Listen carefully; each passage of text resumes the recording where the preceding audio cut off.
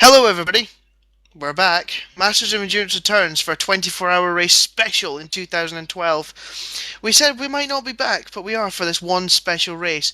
And it is a special race. It's the only 24-hour race in Live for Speed, and it's one of very, very few in the whole of sim racing that lasts for this distance. It's a challenge like no other. You think you're through the worst of it, and then something will spit you back the other side at 10 o'clock in the morning tomorrow. There's a night shift. There's everything. I don't know what to think will happen in this race, Mr. Wilkinson, who joins me. You return, Chris? Yes, thank you very much. Well, nobody knows what's going to happen because 24-hour race, and for the past umpteen years this has been on, we've always never had a clue what's going to happen. And I'm sure this year will not be an exception at all. Yes, I think that it's very, very interesting for a few reasons. We actually have My 3ID Gaming returning. We actually have the iRacing.com World Sim Racing Champion, Hugo Luis, back in Live for Speed in the GT2 car. Let's just take a look at this 3ID lineup, actually. It's very, very interesting. Hugo Luis, Jack Basford, Dave Williams, Jesse Niemann, and, well, Joe Holmes. He's not as special as the rest, but he is still special enough to be with them in this race. I think that they're going to be the favourites for that class, and in GT1, well, Speedo Racing are in pole position, My 3ID are second, and Lowland Lions are in fourth, with Sonic Realms actually in third. I think that's going to be the main battle today in GT1, but can you see anybody stopping My 3D Gaming in GT2 with that unbelievable lineup? Truth be told, Chris, not really. It is an absolutely fantastic lineup, a real look back at the days gone by and at the few years that we've had with not so many talented drivers. I'm not going to say that. That's wrong of me. Without these really high-class drivers who we've almost lost to iRacing completely, they're coming back for one more go. Raptor Gaming, we've always seen them, however, in the past few years, as a bit of a shock. They might be able to pull something out of the bag, Chris. Yeah, I think, well, Raptor have always been quick in qualifying. They've certainly been quick in qualifying today for today's race with Marius Gollenbeck from 3ID, using, I'm sure, the 3ID magic sets, getting them up in second place on the grid. They were quick in certain races in GTAL, I seem to remember, and certainly in Masters of Endurance they had a few pole positions, but could never seem to quite get it right in the race, so that'll be interesting to see if they can today as well in the GT2 car. It's also interesting, I forgot about this one, we might have another old name, Mr. Ray Mooney, driving for Infinity Esports there. I forgot about him, because they are quite far back on the GT1 grid and haven't really looked like having the pace in practice. That'll be, again, interesting to see how he copes with coming back to Live for Speed from quite a break. I think last time we properly saw him was 2010, if I remember rightly.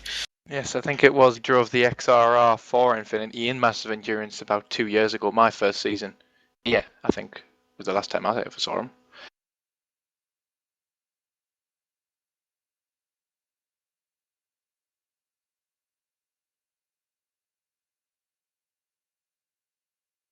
Yes, so we're counting down to the start now.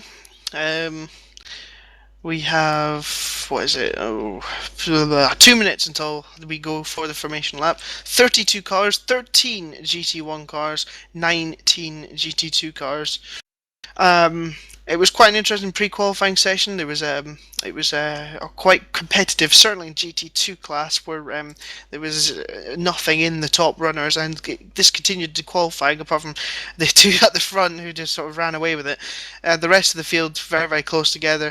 I think it came down to who hooked up a lap really, rather than at the end of their stints that most of them did in the hour session, rather than any kind of pace advantage. I think everybody's going to be pretty close in that class today. Certainly at the front, I think the first 6 should pretty much, possibly the first 7, depending on how City Liga, again another team who we've seen in the past in Master of Endurance, how they cope with coming back through the field and how they cope with their driving lineup. It's got a lot of spice and it's got a lot of interesting things that seem as though they should happen in this race, shall we say. I think this normally, Wilco, we have 24-hour races that don't they ignite at the start and then they go a little bit stale in the middle. But this one, I think, could be top quality all the way through, and I hope it is. I really do hope this is a grand finale for Masters of Endurance that it should be. Without a doubt, we've all got our fingers crossed for that. But don't, as well, you say about the grid places, we've got 24 hours of race here. I can seriously see this really is only a pace showing activity qualifying for a race like this. Everything could mix up, and I actually hope it does, just to add a lot of excitement to the day, which, yes, I agree, we can anticipate. On the live stream just now, in the top left-hand corner, you can see a nice little graphic, thanks to Jurgen Kirsch, Fuse5, who might be joining us later. I'm not entirely sure when, though, but he should be apparently joining us later in the commentary box. That shows the GT1 and GT2 class restrictions, and it could be being slightly bigger maybe for the broadcast, but I think you can see most of the important information. Last year's, the 2011 winners in both classes, GT1 Inex Racing, who are now at Lowland Lions, and GT2 Speedo Racing. 526 laps Inex completed in GT1 last year, 502 for Speedo GT2. The fastest laps for 2010. Okay, we're that's a bit strange. We're Race Dog Convertible 37.61 and Team Series 46.26.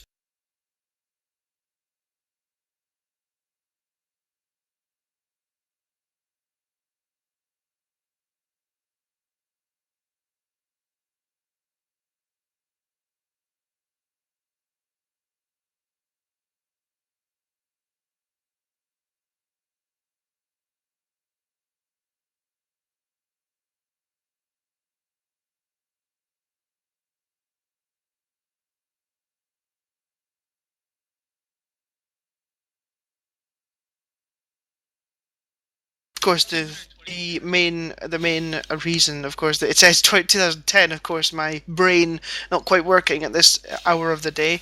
The 2011 restrictions were, of course, with a completely different exe file for Live for Speed. It was completely modified, of course, with different restrictions, different almost class of car. So that's why it says 2010 here rather than 2011. Confusing myself is never a good thing to do.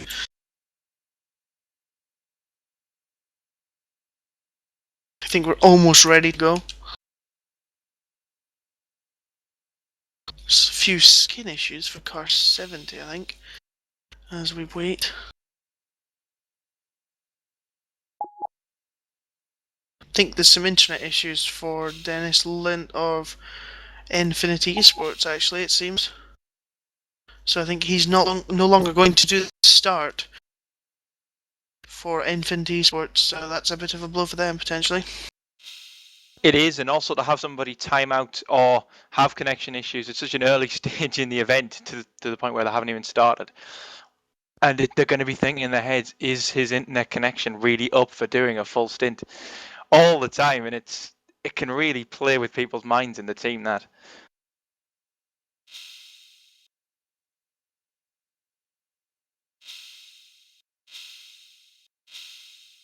We appear to be missing a team today. Not entirely sure. Hang on, let's count the numbers.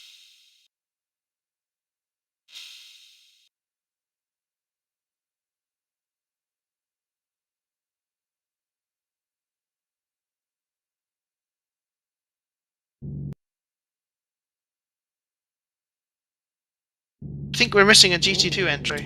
I'm not entirely sure why that is yet.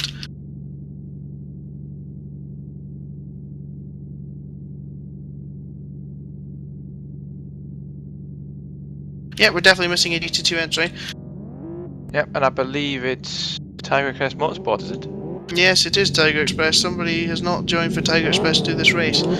That's a bit of a blow. I thought I saw them earlier on the server, but apparently not. Here just now, ready for the formation lap to begin. And away go the GT1. The GT1 teams, led by Speedo Racing's Mark Gassner. And it's a long lap here for the drivers to warm their tyres. They've got to be careful, of course, not to spin out while warming their tyres. We'll give you a rundown of the grid when they get into the second split, I think. But it's an interesting mix in GT1 of FZRs and XRRs for the fast runners. I mean, it's XR, it's on the grid at the moment. It's XR, FZR, XR, FZR. But in GT2, the restrictions are so biased over the XRR in many respects. So the XRR has been chosen by most teams. So it seems that there's quite a consensus that the XR is the car to choose there, Mr. Wilkinson. Yeah, definitely. Other than the odd FXR, or I think there's only one FZR in fact in the entire GT2 field, driven by Car Game. There's two. There's two, is there? Yeah, one for from LFS France. LFS France. Yeah. Yeah, it's very, very dominant for the XRR. LFS France, that team with the Porsche rear lights that I absolutely despise on the skins. And I remembered that.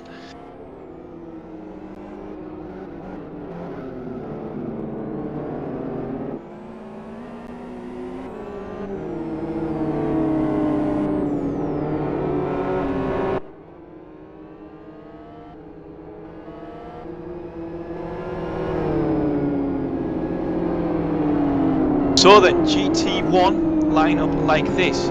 On the pole is Speedo Racing with Reno Coote setting at 2:37.82. Second place is Maserati Gaming. Third place Sonic Realms Racing, and fourth Lowland Lions. Conquest Racing starting in fifth place with Infinity Esports in sixth. Seventh place are Concept Racing, eighth are Project and Busters Racing Team, with ninth Lanzarote Racing Team. 10th are Crow Wheel, with 11th Angry Angus Racing, 12th Core Racing GT1, and 13th CheckLFS.net.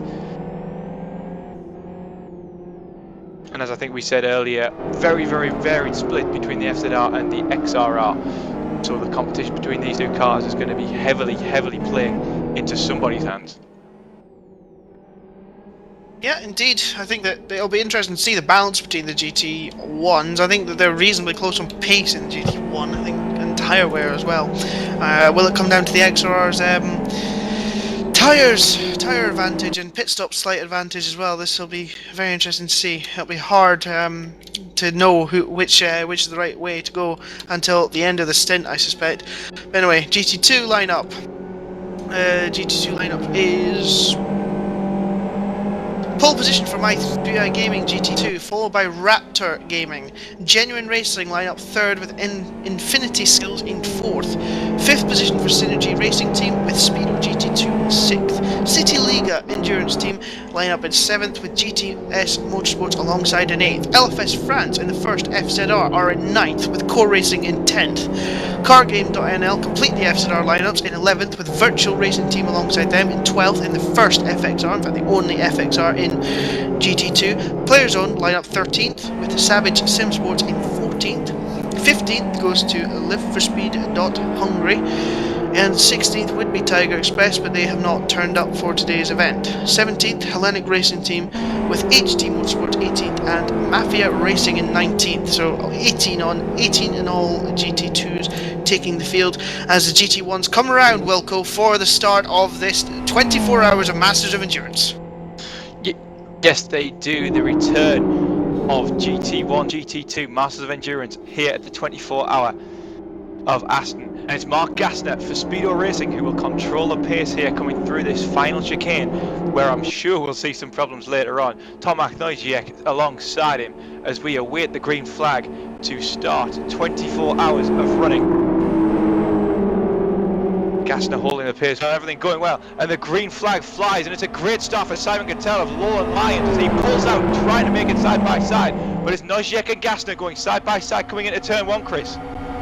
Yeah, indeed, a great start there for Gattel. He's really swarming around. He's going to go down the middle. That's not bright though, Simon. Yeah. Ooh, that wasn't very bright. Backs out of it, but he maintains third position. Noziek for the lead though, will go down into the first corner. No incidents so far, and it looks pretty good so far, actually, from everybody else's point of view. Everybody round turn one safely. What about GT2 as they come into the chicane?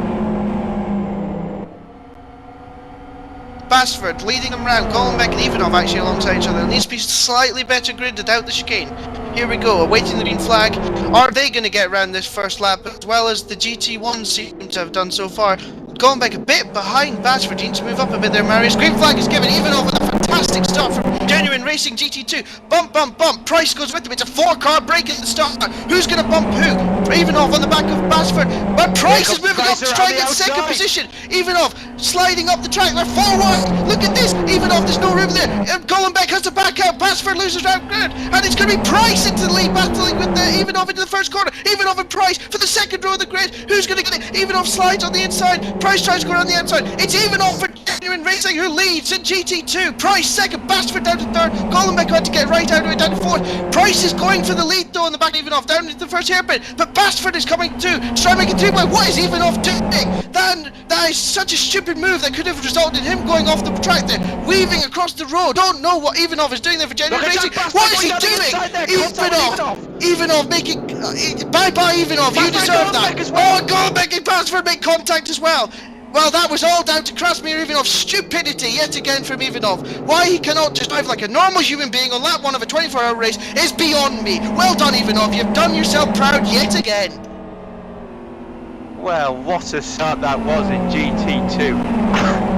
I don't think I've ever seen a start like that, so close between the runners. Looking forward to GT1 though, Neuschiek with a big lead already with Mark Gassner, Kittel and Daskovic following on, and then in GT2 Isaac Price leads from Marius Golenbeck, Patrick Kubinji from City Liga, and Mikovic of Infinite. Tell I've been out of the game for a long time. Yes, Infinity Skills, sorry. Jack Basford trying to go around the outside of him though, coming through the hairpin, now into the left-hander. He's going to have the inside line, he's going to take the position quite comfortably, Chris. Indeed, it seems that the GT1s have got way far calmer than the GT2s. Well, one person in GT2 decided to be an idiot, but yeah, anyway. It's, as across the line, Nojak leading from Gassner, then the first lap. Kittel dropped back slightly as well, 2.2 seconds covering the top 3. Daskovic is 4th, Knops has dropped back to 5th from 3rd on the grid. He didn't seem to get a great launch, did he, Wilco? I don't think he had the turbo quite spooled up as he should have done. No, just didn't want to ride in the brake like he should be, and just didn't get the advantage he needed. But back in GT2 now, we're going side by side, Mikovic and Troller with Speedo GT2 down the back straight, and GTS wanting in with this as well with Radu. But as they come side by side into the hairpin, Troller with it later on the brakes, Mikovic on the inside for Infinity Skills, and he's going to take the position. Now can Radu capitalise on this coming into the chicane? He's on the outside, it's going to be very hard for him though.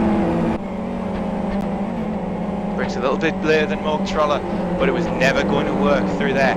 And now the LFS France have the chance with Pierre Perron to take the draft, as does Kistner as well, with Core Racing. So this is now turning into another 3-way battle out of a previous one, Chris. Yeah, the GT2 full as I thought is absolutely nose to tail. Kistner trying to make it 3 wide there. It is 3 wide. Please room bit GTS Motorsports. Kistner, this is going to be brave. You can slam around the outside of 2 cars into the first corner. Ooh, you know, you've got to leave a little bit more room than that if you're going to go 3 wide. Is somebody going to end up in the gravel? No, we're not going to end up in the gravel. Actually, sensible driving in the other. And Ivanov makes it 4. Watch out, guys, you probably get wrecked. But anyway, oh, Ivanov, no, that's just silly. Well, he's caused another incident. He's doing great wonders at the start of this race, that's for sure. Oh dear. Dominic Engel, you join us now. Hello, Dom from Genuine Racing. Hello. Oh, contact between Kistner and Perron. Perron just turning in on the north of Kistner, coming into the first of the 2 slow hairpins, and Perron nearly losing time there. But it was actually the core GT2 car of Kistner that lost out the most. Ivanov, as you said, though, very much capitalising on that battle and flying his way through that group. Fairly or not my place to comment, but Ivanov flying back through the GT2 grid. GT1 battle for the lead.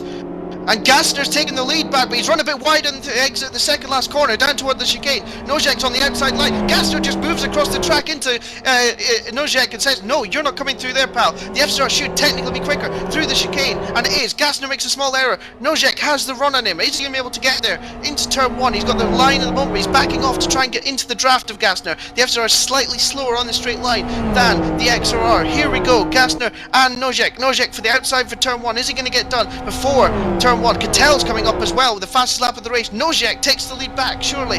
Gassner, oh, whoa, that was brave from Nojek. I'm not entirely sure about that move, cutting across the bows of Gassner into the first corner, but Nojek takes the lead back. Gassner has this slightly tighter line, though will go out the first corner. He's got the run. Yes, he does have the run, and coming into the kink, Nojek will be able to defend that position. There we are, cutting across him. But he seems to be leaving that outside door open, defending that inside line as hard as he can. Gassner trying to cut back, but Nojek holding that white line on the inside. Meaning Gassner's going to have to try and go around the outside, round the hard way, and he's done it! What a move from Gassner there, being able to break so late. Oh, contact from Nojek! And Kittel for Lowland Lions, trying to get down the inside of Gassner, taking the opportunity. Can't do it though. Oh, lag! No, that was lag. That was massive lag, massive server lag there. It looked like all 4 of them span.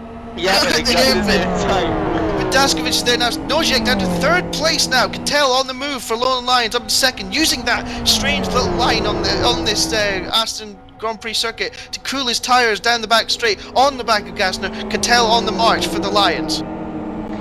Yeah, Kittel did very well to capitalise on that little incident between Nojek and Gassner, and managed to squeeze past Tomac Nojek out of that hairpin, and nearly had a run on Gassner as well. If it wasn't for a bit of a longer run into the second of the 2 hairpins, I'm sure he would have had Mark Gassner, and Lowland Lions would have been leading this race. Indeed, yeah, it was a great run. I mean, look at the... I'm surprised the GT1s are so close. I thought that one car would possibly get away, but it seems as though there are 4 or 5 that are on pace at this current moment, and it's making for great racing. Yeah, so I hope this keeps up. We've got genuine racing and Infinity Skills going side by side at the first of the 2 hairpins. This is in GT2. And it's Mikovic defending the position from Ivanov, who's been on an absolute charge so far after having that incident in the first few corners. Good defending from Infinity Skills there to keep that position. He'll get the draft down the straight. Surely. Yes, he will. And Ivanov will he be able to go around the outside? Yep, Miskovic holding that white line, holding it for the kink, going left before that really hard turn right, but it looks like Ivanov's got it done. Oh, Ivanov turning across the nose of Miskovic there, and thankfully Miskovic saw better of that and backed out, but Ivanov certainly running very, very riskily here. Well, last night we had a discussion, because I'm driving with current GT2 leader Isaac Price and Synergy Racing. We had a discussion about the start and how we thought it was going to go. And we predicted that Krasimir Ivanov would cause carnage, and he has so far been a moron. And somebody who's got a good level of experience now has just driven so appallingly at the start of this race. A 24-hour race, he could have stuck his own car in the gravel, he could have stuck so many other cars in the gravel. I hate seeing driving like this, so stupidity, pure and utter. I don't know what he's thinking there. Dom, would you like to share any light into what your teammate's thinking, since you know him so well? I don't know anything. I only joined with, I think, 7 minutes into the race. So I pretty much missed everything. You should see the start replay. That's just all I can say about that.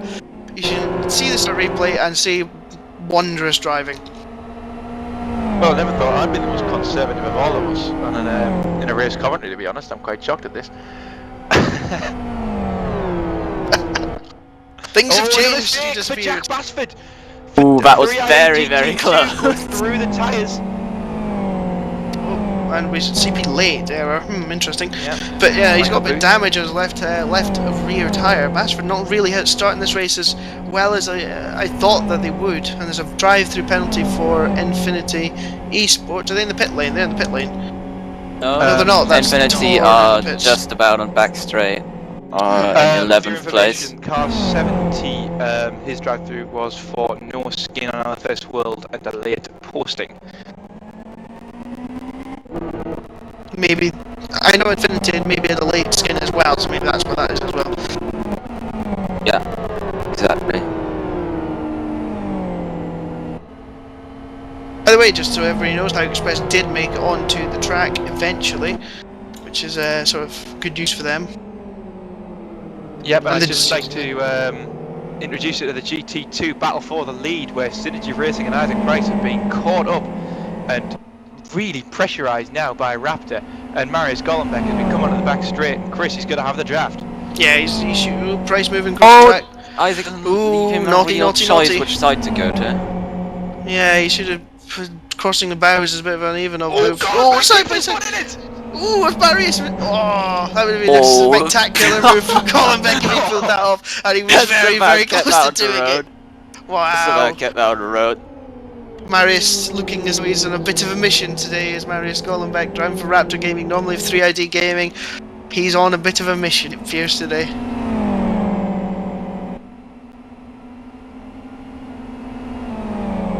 It's a very interesting skin on that car.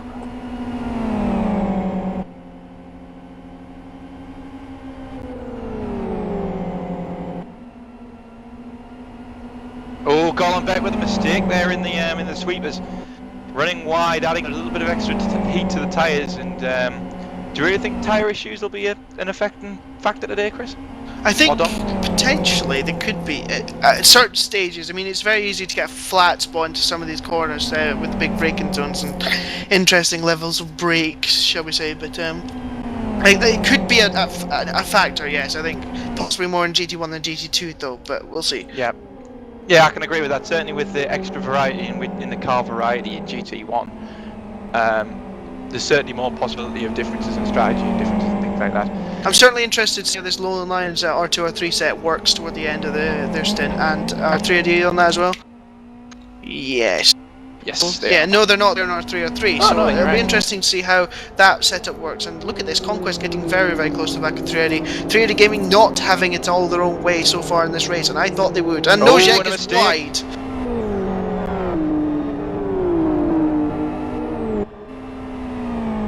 Yeah, and also of note, Daskovic and Conquest Racing are running the R2 R3 setup as well. So 3ID there in third place, not running R2 R3, they're on R3 R3, while second place and fourth place, they are Conquest Racing and Lowland Lions, are running R2 R3. So again, another very interesting turn of events that could unfold later on in the race with regard to tyre choice and strategy.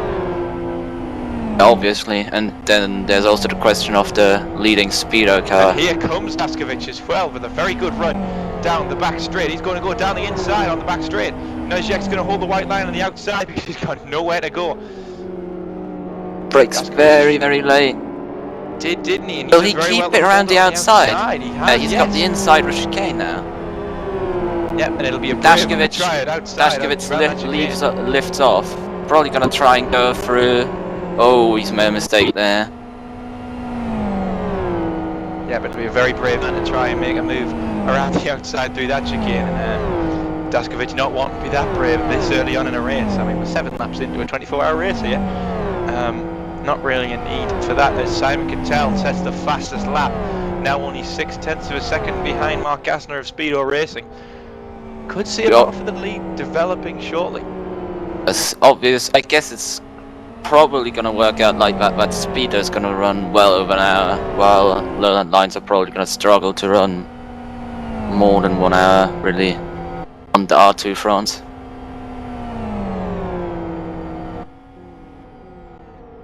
We do have I think that the Infinity penalty might have been for overtaking under formation lap, actually. A sneaking suspicion. As look at this, Cattell has right on the back of Gassner now, actually out of the hairpin, so he's getting ever closer. Yeah, he's getting 2 tenths out of him in that past sector in the first chunk of the lap.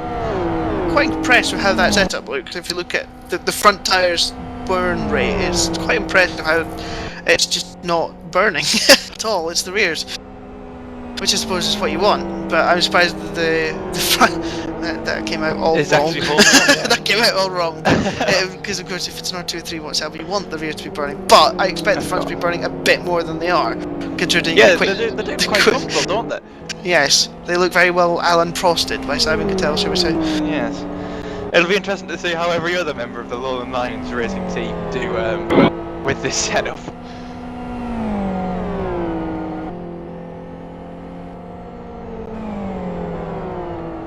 Apparently we have a small issue with TV director having frozen. But at the front GT2 also, Price is actually Synergy Racing got away slightly from Raptor Gaming and Marius Goldenbeck since Goldenbeck had his attempt at a move around the outside into the fast left-right. And Raptor's also got a bit of well, I won't say tyre issues, but a bit warm left rear tyre. Yeah, very, I think when he tried to go around the outside of that kink going on to into that uphill hairpin, just where they try to go side by side, I think he got a bit of a slide on the outside there in panic about trying to slow the car down, which really did take it out with that left rear tyre. Interesting enough, quietly and unassumingly, Pat Kabinji has put the Titty Lega Endurance team up to 3rd place, ahead of 3ID Gaming and Jack Basford trying to come back through now. He looks as though he's going to get the run down to the quick left right. In fact, yes, he is, surely. Yeah, he will, but Jack Basford's made quite a few mistakes already in this race that I've seen. It's not all coming together quickly for my 3ID's GT2 effort, but he's going to have a move here, isn't he, Chris? Yeah, he's got it done. He's actually done the fastest GT2 lap of the race. Kabinji backing out of that, possibly wisely. No point in fighting a faster car at this stage of the race. 48.2 is the time Basford's done already, so he is actually, since he's hit the tyres a little bit in the final chicane, he's started to push a lot more and he's catching up to these two leaders. His tyres in great shape, I must say. Absolutely superb looking tyres at the moment for this stage of the stint on lap 7 of the race.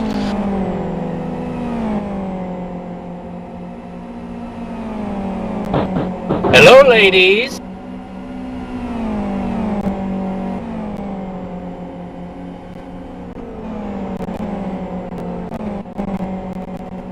Hey, can I introduce an special feature, Chris and Chris?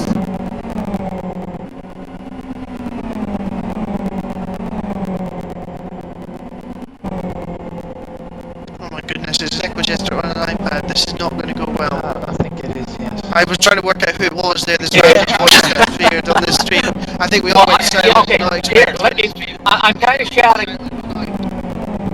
Yeah, I wasn't even going to do this, but I figured, you know, okay, I'm driving on my way home from work. I'm on what you would call a motorhome, what we call an interstate. You know, I've been listening to you, so it's kind of like I'm listening to it on the radio in my car, but with my iPad. You guys are doing a brilliant job so far. Thank you for the bum lick. Yes, thank you very much, Jonathan.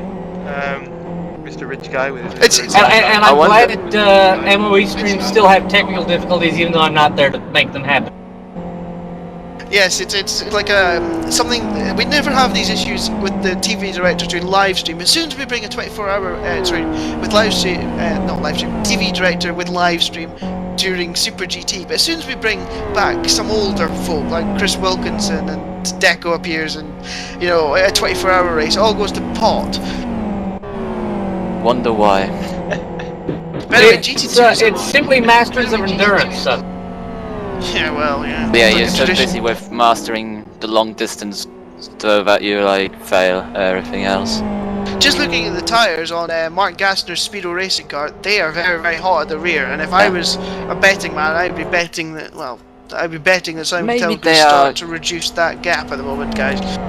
Maybe they're going for really long stints in that car. I mean, I think, if I recall correctly, Speed was doing 27 lap stints here 2 years ago with the XR, which is more than what the SR can do on fuel, actually.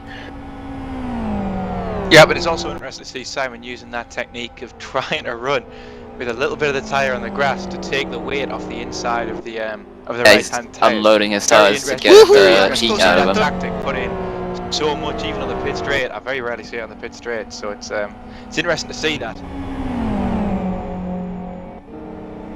Yeah, I think that that's possibly one of the reasons why Simon's tyres in such good condition, because if you look at his right front, it's actually sort of hotter at the moment, which is not what I expect on this track, but it's very, Maybe a interesting kind to of see. little lock-up or mistake. It's easily done to heat up one of these R2s.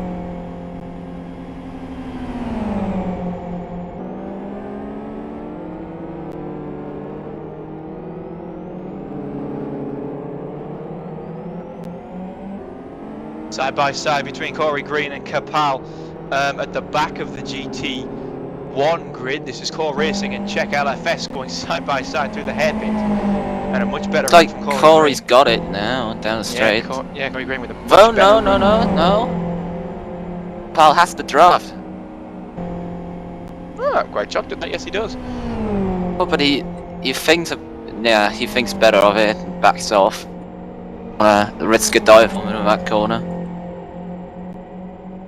Well, we've seen it once. I doubt we'll I doubt we won't see it again, Dom, but certainly this stage in the race, it would be a bit of a silly endeavour to go into for what Oh, is hello. effectively 10th and 11th place, and Chris Ford has something. Chris? We Live for Speed Hungary and Mafia Racing battling down the back straight. Oh, massive lock up from Live for Speed Hungary. Wow, that was well, that's not going to do his tyres any good by the end of the stint. That was didn't even look like a dive. It really wasn't a dive. He just completely locked his tyres up for a good 3 seconds there, and still managed to run wide into the Mafia Racing car. But he's got the position now. Simon Cattell now very, very, very close to Mark Gassner. Yep, Oh, Simon, yes, he is. very, very, very cautious in picking up the throttle. He's really treating this car like a bit of a baby at the moment, and sizing up his moment to wait for Mark Gassner to make an error. You can just see it and you can sense it. Well, the thing is, with a strategy like this, though, Simon can't just sit here forever, can he? He knows He he's gonna have can't, to he push. kind of needs to He knows take he's the gonna go initiative short on at the some gas. point because he's running the shorter stint. Exactly. Sure. They have some kind of magical setup that can run 25 laps on R2 front, but I don't think that's possible. I doubt it. Have to be a bit of a Jesus to work that. Sorry, religious people. But, I mean, he's working it quite well at the moment, Simon. Oh, I just noticed that Free ID GT1 is actually catching them both at the moment. So that could be a yes. three-way fight for the lead within a lap or two. Yes, Nojek actually did the fast lap. It was only a 10th quicker a moment ago, but I don't know if he's going slightly quicker now. Should have a look. The last one was a 39.28, the fastest lap. I'm not sure what kind of pace these two are running. I haven't been looking at the tracker, but Simon can tell now he's in a position where he could probably get the draft from Speedo Racing's Mark Gassner here. On the back straight, we've got a back marker in front that'll make things even more extra interesting, but here comes Cattell. Gassner thinking about defending. Should I defend? Should I defend? Nah, let's let Simon through. There's GT2 there though. Yep, that's Oh! Tom. He keeps well out of the way, but He's going to block 3ID. I think he's going to block 3ID, maybe not Oh, quite. nah, he nicely moved out of the way there. yeah, minimally impeding him for such an awkward place to try and make a move. But Simon Cattell is through here on Speedo Racing and Mark Gassner. Mark Gassner even touching the grass there on the exit of the hairpin. And now it's all about Noisia. Can he now get that advantage? Can he get up to Mark Gassner? Now Simon Cattell's out of the way. It'll be very interesting to see if Cattell can pull away, and when will Gassner's tyres start to come back to him a little bit better than they are just now. Normally XR is slightly quicker at the I would reckon in start of the stint. roughly 2-3 laps time they should be like properly out of the zone where they can heat up quite a lot if you make a mistake. That's the time he's got to take the initiative, isn't it, Dom? Yeah, it's definitely good. Now is his time because now he's in front driving clean air with a R2 R3 setup. So it's either now or never.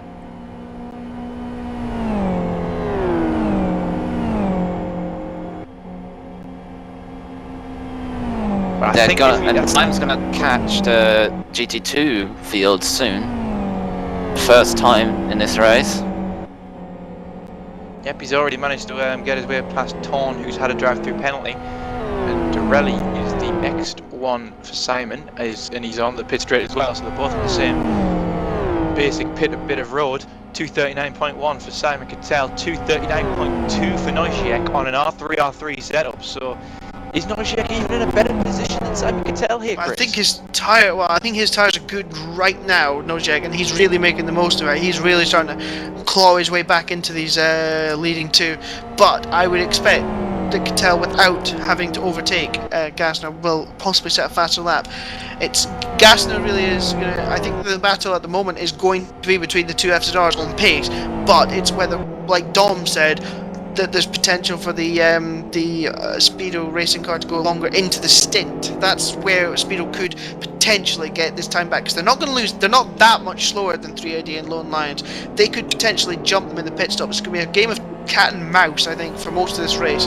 Because looking at it on speed just now, with these three drivers and Daskovic, of course, there's fourth, not that far behind. These four are pretty close together on pace just now, and it's going to be about who, when they come into the car later on, whether these drivers' teammates are as quick as them, and it's going to be about pit stops and maximising when your tyres are in their peak condition.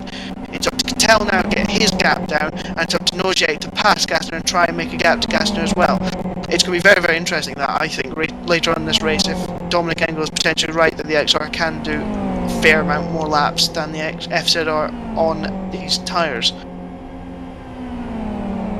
Yeah, but don't forget as well that the Man 3 ID car is also running R3, so it does have the potential to go a little bit further than Simon can tell. Just interesting to note as well, go on Dom, before we go.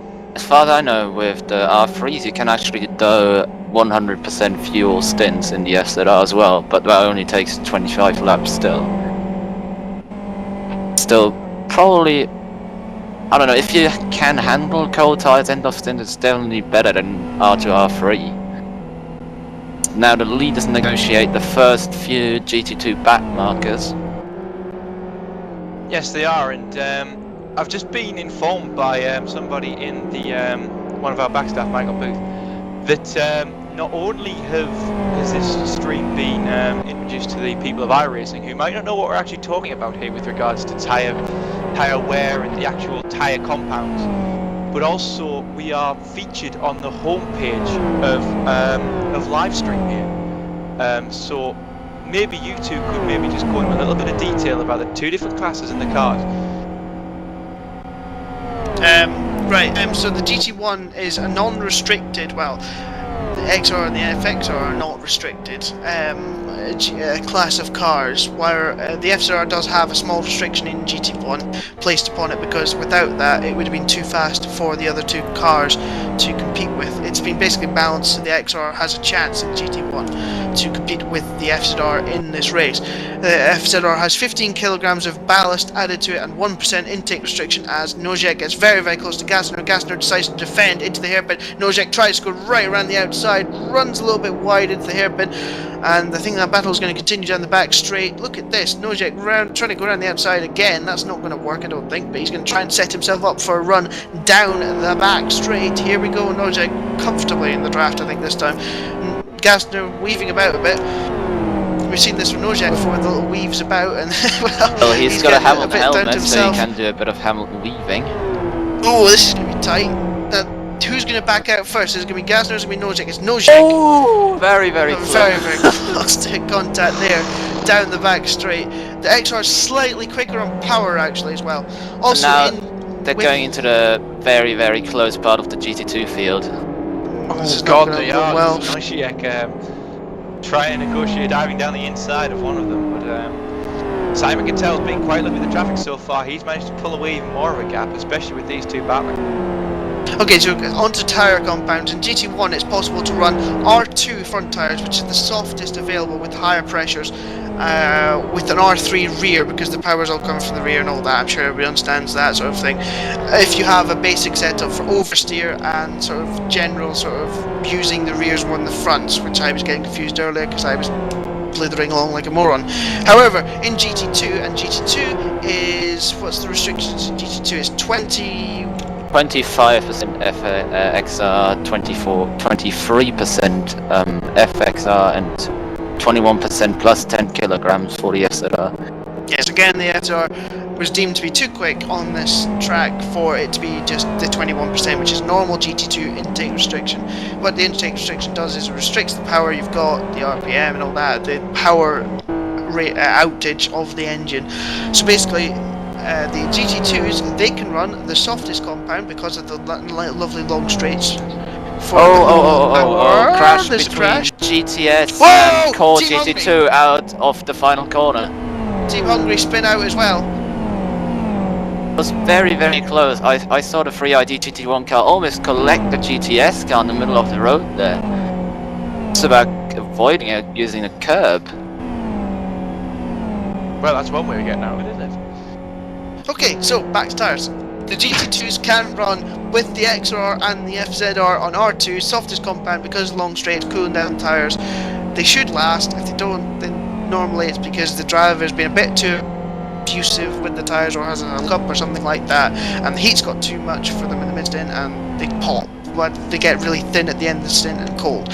So, but the FXRs can't run that. They have to run R3, R2 because they're four-wheel drive, and FXR is a four-wheel drive car and it uses the tyres like an absolute horrible thing. I was going to say something. Also loses a lot of top speed because of the four-wheel drive. Yes, but it's great out of hairpins and other corners, but it loses out massively in fast corners. And what else can I say to people who have never seen Live for Speed before? Oh, we're in early 2009 and we're waiting for a Scirocco. What else? Tire model, waiting on one of them. Lifetime model that driver's doesn't spots. make cars Yes, roll great. over. Don't think today that we are just having 24 hours of one driver. We do have driver swaps. They just get straight into this car and continue on the setup and all that the other car has had. It's something that iRacing says it's going to have and has said it's going to have for a very, very long time. It doesn't yet, but it's a great thing to have. I mean, it'll completely transform endurance racing in iRacing, and it'll make it possible to have proper endurance racing in iRacing. Whether you'd want to or not is another question with the interesting tyre physics model that iRacing has in just now, but we shouldn't say that. No, that's bad. Yep, and also just to mention as well. Oh no, you've already done that. Sorry, that was about to be an absolute muppet there.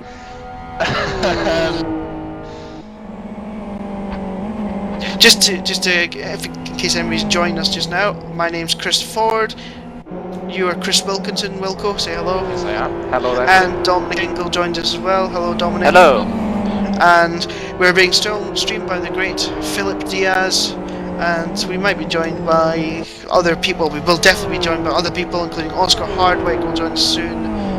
Dennis Lint, I think, will be joining us at some point. Jürgen Kurski is supposed to be joining us, etc., etc. We are covered.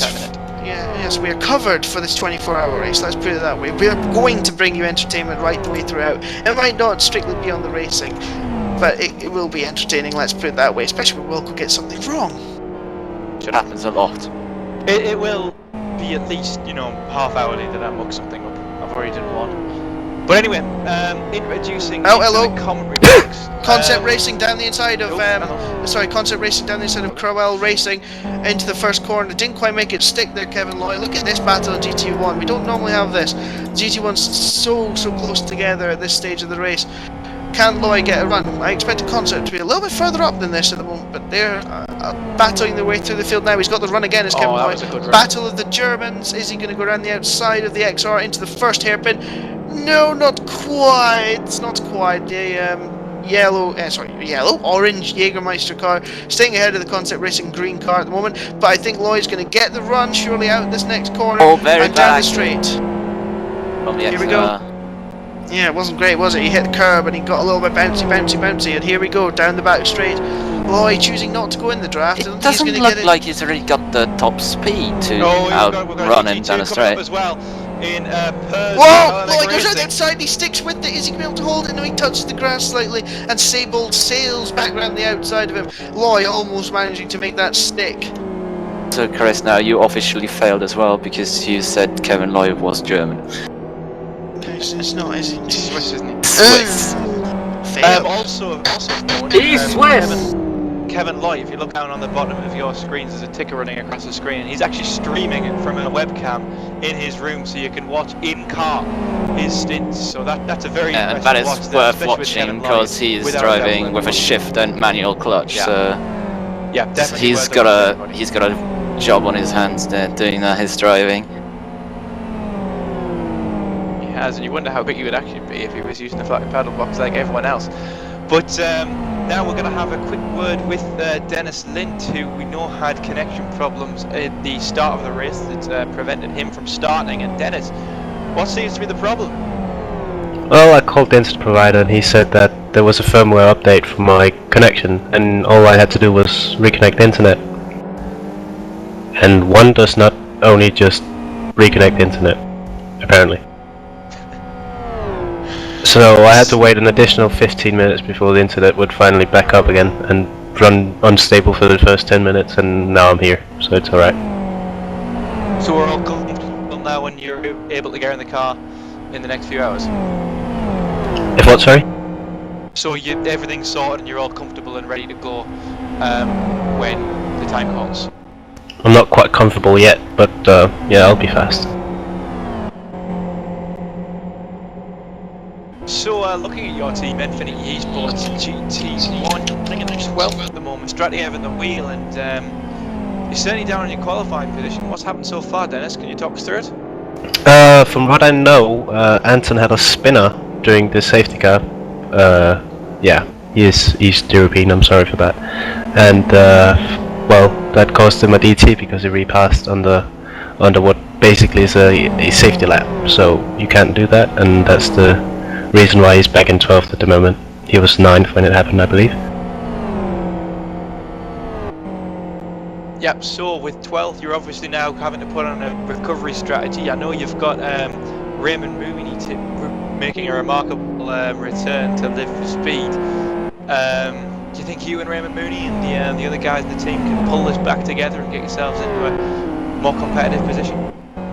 Well, I don't like promising anything, but I know Mooney and I at least have been, and also Anton has been very quick during the practice sessions, so from looking at the times from the LLM car, or LLL, sorry, we are actually matching the times at the moment from what we did in our practice stint, so we should be able to be up there, but I don't know right now if our pace is going to be able to actually catch them up again, but we'll do a valid effort. Interestingly enough, you changed your car last minute. Sorry, class actually. You didn't change your car, I don't think, but you changed your class last minute from GT2 to GT1. Why did you choose to take this step so close to the race? People who know me a bit, like you, Chris and Boothie and Phil, I'm not really a big fan of the XRR at any point, and when that car is made slower than anything, I'm really not enjoying driving it. So it was basically the same. We couldn't figure out how to make the setup right, and we had constantly problems with the tire wear and heat. So we decided to give up and go old school and bring back an old setup for Mercury. Yeah, I know you're not too fan of the XR. Same issue that Team Sirius had when they tried to drive it, I suppose, as well.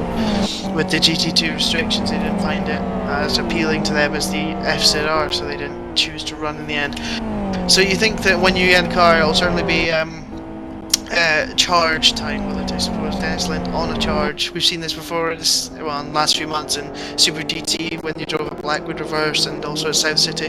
Are you looking forward to getting in the car, just absolutely going for it? Oh hell yeah! I'm never actually getting into a race not trying to win, so I'm always on a charge, doing my best. It's an interesting back markership at the moment. There's the GT1s going round the GT2 leaders, and some can tell actually lost quite a fair amount of time diving down the inside into the final chicane of the GT2 leader there. So that's I think Speed of Racing Mark Gassner actually made contact with Isaac Price, the GT2 leader, as well, coming through the second or third of the hairpins. So they lost time as well. Noziak still gaining on Mark Gassner, and this could turn into a battle.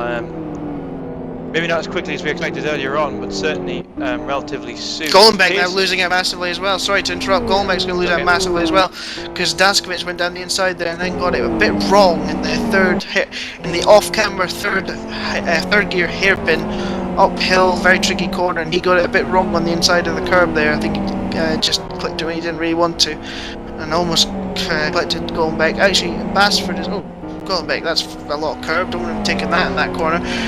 Maybe a bit unsaid well that, but Basford actually catching quite considerably quickly now. The back of Golenbeck's down to a second, Price leading by 1.2 seconds. It's top 3 in GT2, less than 3 seconds covering them after 45 minutes. Covering them after 45 minutes actually, which is fantastic and bodes incredibly well for the rest of the 23 hours. But yeah, Marius Golenbeck now, he's had a few little issues there with GT1s, but now he's just got to get back into the rhythm. Jack Basford there being approached very rapidly by Campani.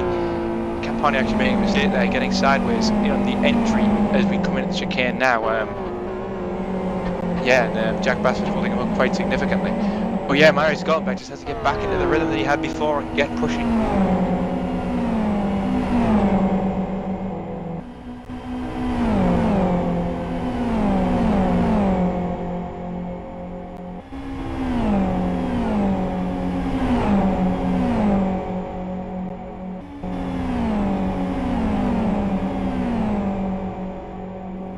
negative.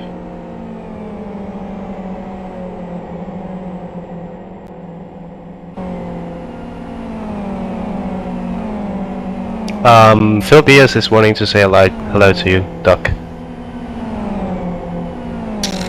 Oh, Kabinji spins! Oh, Kabinji spins from fourth place as he punctures his tire. As he punctures his tire, no, I don't think he has. But Oh, but Kabinji he massive stalled. spin in turn 1. He just That- the cars going past all over the place. Wow, Kabinji was 4th in GT2, and he has lost it all now. I think he might be down to about 6th or 7th position. That was a disaster for him. He just got slightly wide in the draft. I think of a GT1 into the first corner, and he clipped the outside of the corner. Around he went. Interesting enough, he did spin into the gravel, which would have been disastrous for an XR. But I think he actually counters it so he would stay on the track, which was a very, very good move from him. Unless he's flat spotted his tires, they don't look too bad at the moment though. Well, you might Left have rear is flat quite spotted, hard. but the left rear is absolutely destroyed almost with the Yeah, heat. but I think it should cool down rather quickly, looking at how much tread he's got left. Certainly this is Probably gonna be an early pit stop as though. well, yeah. Also, heat burns out the tire thread, so Yeah. So that could be a problem later on the stint there for Kabinji and City League Endurance race. Interesting enough, since Cattell had his dalliances with the GT2 leaders, he's actually pulling away now quite considerably from the two behind him.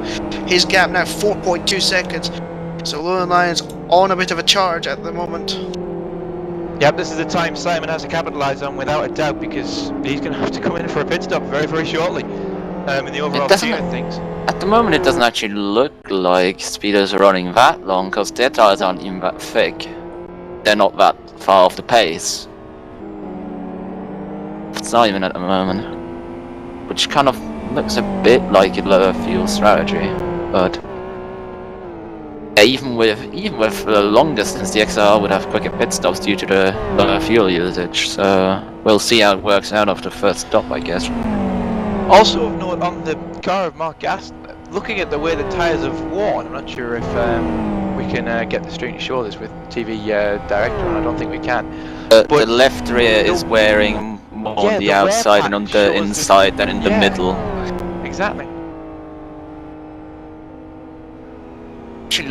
That actually makes it look more like a short stint setup or long stint setup. I don't even know. It could be both really. Very hard to say. Looked to have a lot of He looked like he had a lot of oversteer in that car earlier, so that actually looked like a high amount of fuel. So, not sure.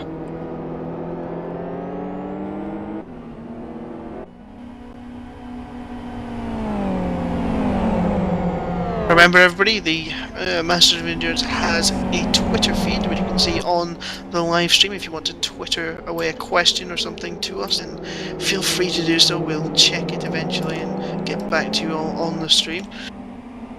God, Twitter. Whose idea was Twitter? Phil's. So free ID right up the rear of Raptor Gaming for second place in GT2, but then now they've dropped back out of the corner.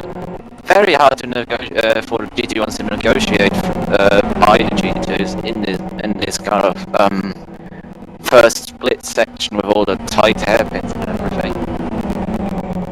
So guys, I'll be going back to my stint now and adjust my track bar and get ready to go. Okay, yep. Thank you very much for your time, Dennis. Thanks for having me, and good luck. Oh, sorry, I thought you'd left there, Dennis. I thought Oh, you'd free gone. ID going for second! Oh, contact! Side by side contact! Sorry to shout over you there, Tom. But wow, Jack Bastard Shouting the diving same down thing. Golf back. Shouting Yeah. exactly the same thing, so I think teammates would be a bit nicer to each other, even though if they're not driving for the same entry. Who needs nice when you need victories? Anyway, more on the Kabinji spin. He was apparently behind your Kevin Loy and Concept Racing, who apparently were almost too wide themselves. So that explains why Kabinji ended up spinning around. Kevin Loy, the non-German. Oh, now, my free ID, have they closed up to Gassner, or has he made a mistake? Well, looking at Gansner's tires, seem a bit warm. Cattell fast up with a 38.26. Kastner 38.89. Nojek 38.90. So no, Dom, he's not closed up at all. He's lost time on that lap. The gap was smaller earlier. I mean, bigger earlier even.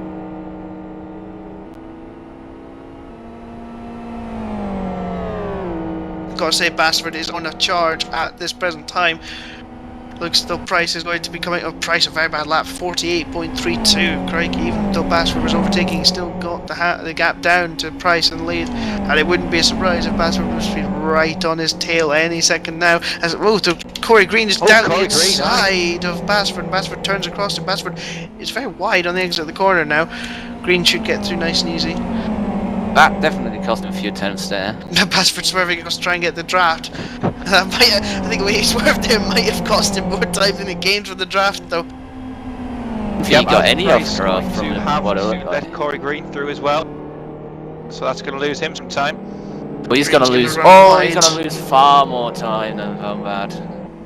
I don't know. I think it just about worked out okay for Isaac Price there. The Green is He's sort not. of He can't get on the fumbling power around. as he wants. Really. That's pretty much the same as it was before both the lapwings. Whoa! Oh! Genuine Racing GT2 with Blasco diving around the outside of them. And what is Blasco doing? Where is he going there? I think he saw something in the gravel that he wanted to retrieve there, and then thought better of it. And remembered he's in a 24-hour race, and it's only hour 1. Yeah, but picnic at this time of the day just really doesn't help your chances, and thankfully he thought better of it. The GT2, Alexis Jorgen, the Tiger Express car, causing absolute chaos for Corey Green there as he came past him there, and now he's got the GT2 leaders on him. Well, this isn't going to go well, I don't think. I think we should watch this. If he's clever, he's gonna. Oh. It's very, very wide. I think it should be okay. If he's smart, he'll pull wide or to the inside and let them go. Lift off a bit.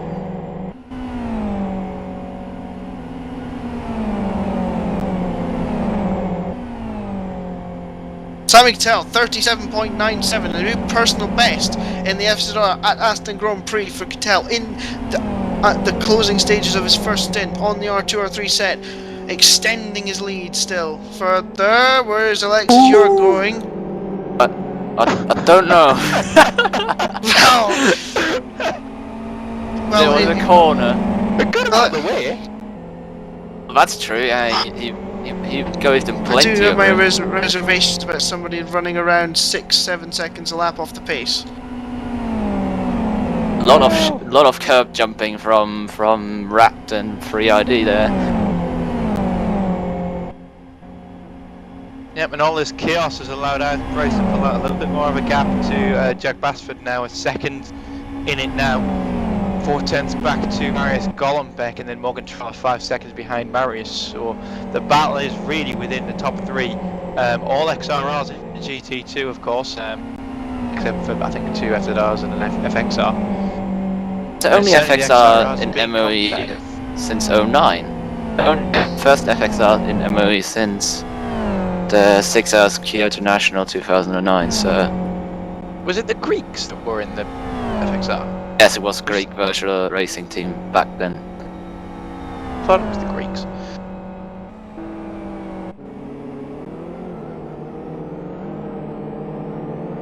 Nice that you remember something for once, Chris. Yes, congratulations, Wilco. The first thing you've remembered in a long, long time. Yeah, well, it doesn't happen very often, so I would enjoy this moment, you two. Oh, whoa! What happened there? I don't know. Stratiev just got overtaken driving on the grass by Blasco. That was interesting. I see what they mean about your lack of emotion, Dom, when you commentate. Really do. That was interesting. It was interesting. I It must wasn't explain- exciting. It wasn't exciting. I must explain just to everybody. interesting. Yes, Alexis yeah, Joy? Pers and Robo and Kistner are having a battle. No. Oh, they definitely are, yes. Well, Kistner not so much, but Robo yeah. is round the outside of Pers in the Hellenic Racing XR. don't know if this is quite. He seems to have quite have the overlap at the moment, so I think he might just make the stick. No, he decides not to, and lets Purrs have the corner. Then runs wide in the draft. And Kissner should be on him now. But as I was saying, yesterday we had a qualifying stream that neither myself nor Chris Wilkinson were available for. So it was my usual reliant Robin, Oscar Hardwick, and Dominic Engel who were doing the commentary. And somebody commented on Dominic Engel. Oh, was it not? I was the only one talking. Everyone else refused to talk. Didn't want to talk. And then I just could keep silent. And then to completely compound Dom's worries and problems, somebody said, "Why does he sound like he has no emotion ever?" But he said I sound like Christian Goes through Horner. I was tires in the insulted by that. chicane. Goes through the tires in the chicane. Oh no! I am a robot. A robot. I'm just not very. Well, I haven't heard this story yet, and I'm quite amused by it, I have to say. Okay, I can And tell Basford some is of on your Rice. stories on streams, but I bet you don't want to have those put on here. action. I don't know where, I don't know why. It's not side by side, but I'm saying Basford is right on the back of Isaac Price now. I think it's only a matter of time before these two are in combat. There's not been a great Purrs stint. and Arimo back again, going side by side in the chicane. And Radu passes Kissner as well. Oh, and lots of chicanery dumping there. yep, Purrs mistaken Kissner himself made a again, mistake block there. Kissner must have made a mistake there to have Radu overtake him.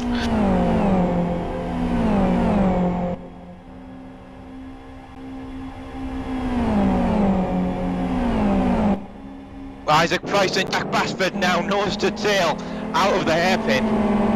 0.28 of a second in between them. We've got one Raymond Blasco passing them as back markers.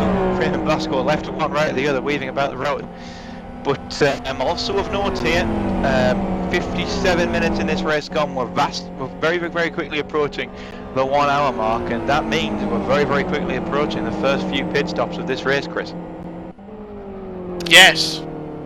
Yes, we are approaching the. Sorry, I was reading some chat stuff, but yes, we are approaching the first pit stop of this race. I think GT2s will be in around about an hour's exact.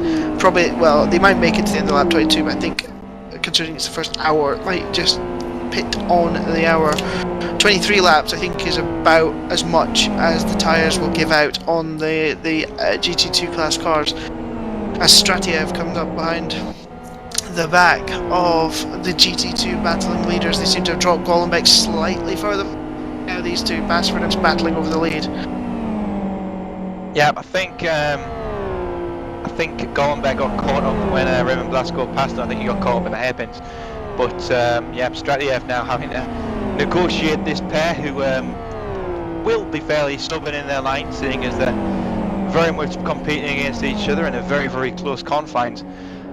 But it'll be interesting to see if Basford can start to challenge Isaac before the stops, as stops could bring in will bring in an extra element. And if Basford can have a good stop, maybe he might just jump Isaac Price in.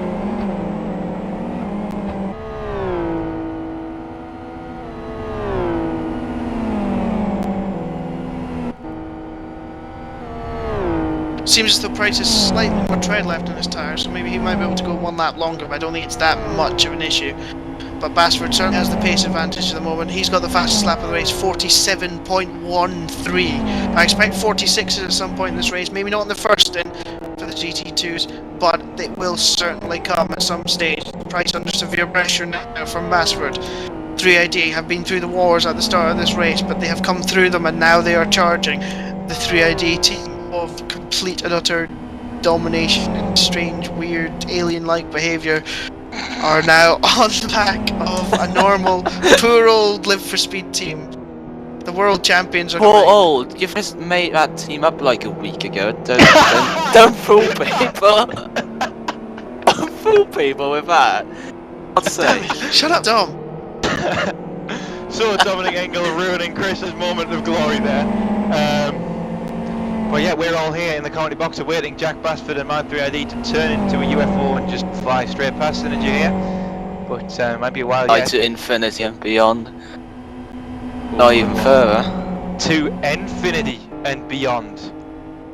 Dear So God, we've completely lost the plot, haven't we? Hour 1.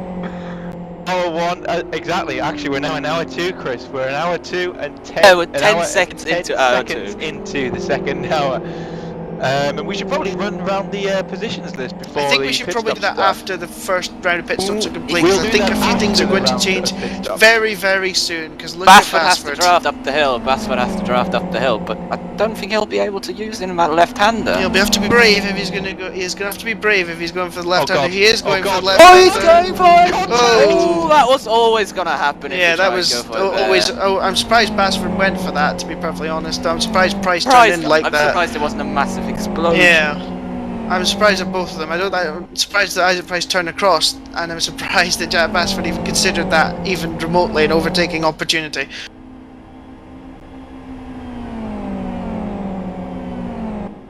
You're always just going to damage your car when you stick your nose in there and when you turn across like that. And both of them rightly have some nice little bits of damage on the car now. Well, in a 24-hour race, you kind of got to expect a little bit over the course of the race, but it is quite early to get in the damage areas of the day, isn't it? Depends what happens to the driver. Jack Basford spins! And he's around! Jack Basford in the He wall! must pit Come on, now, Bradley! surely. Doesn't pit. Oh, that's surprising. Hope he doesn't get a puncture. He's gonna, well, that right rear tyre is going to go on this lap, I'm pretty sure of it. That'll have a nice Not little so flat sure spot as about well. the right rear. The right rear has a decent amount of tread on it, but Depends on the flat left spot. front and right front, if they have flat spot, that can be a very adventurous lap. Yeah, well, we'll keep our eyes on the My3ID GT2 car. Meanwhile, we've had a driver replacement for the 81, the 89 and the 46 car enter the service, so they'll be making their pit stops relatively shortly. Dennis Lind able to come back into the car for Infinity Esports. Pierre Perron for LFS France in as well.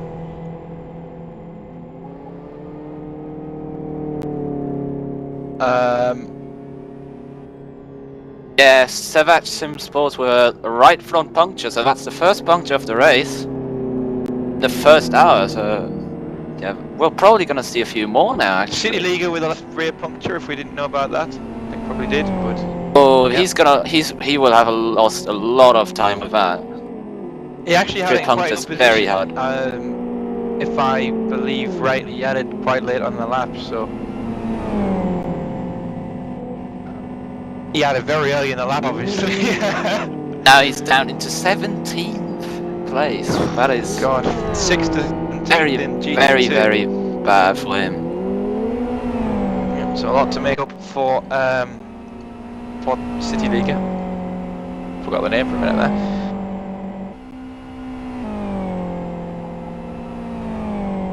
So Isaac Rice can breathe a little bit easier as we approach his pit stop, knowing that Jack Basford isn't right up his trumpet anymore. Marius Gollenbeck is closest chaser, and he's about 4 or 5 seconds behind now. So Isaac Price and Synergy Racing Team have quite the breather at this moment in time. 2.2 seconds worth, in fact. Chris Ford sitting alongside us is jumping for joy at this moment. Jack Basford losing 8 seconds with that mistake in the chicane. That's going to be a lot for My3ID to make up in the next few hours. They're the top 3 in GT2. Meanwhile in GT1, Simon Cattell with a 4.62 second lead over Mark Gast. Still no pit stops in GT1 yet, but that was almost expected. Noziek 1 second behind Gassner, and then Deskovic in the Conquest Racing car about 6 seconds behind him, 12 behind the leader. So GT1 and GT2, both a battle of 3 really large and really formidable teams at this moment, guys. Both Isaac Price and Marius Gollenbeck have pitted 1-2 in the GT2 class. Jack Basford goes on for yet another lap. Can he survive on these tyres, Dominic? Probably trying to gain back what he's lost instead of just instantly going to new tyres. Dennis Lind on coming out of pit lane for Stratiev in the Infinity Esports car. Let's see if that promised charge comes off from Dennis. Cross your fingers.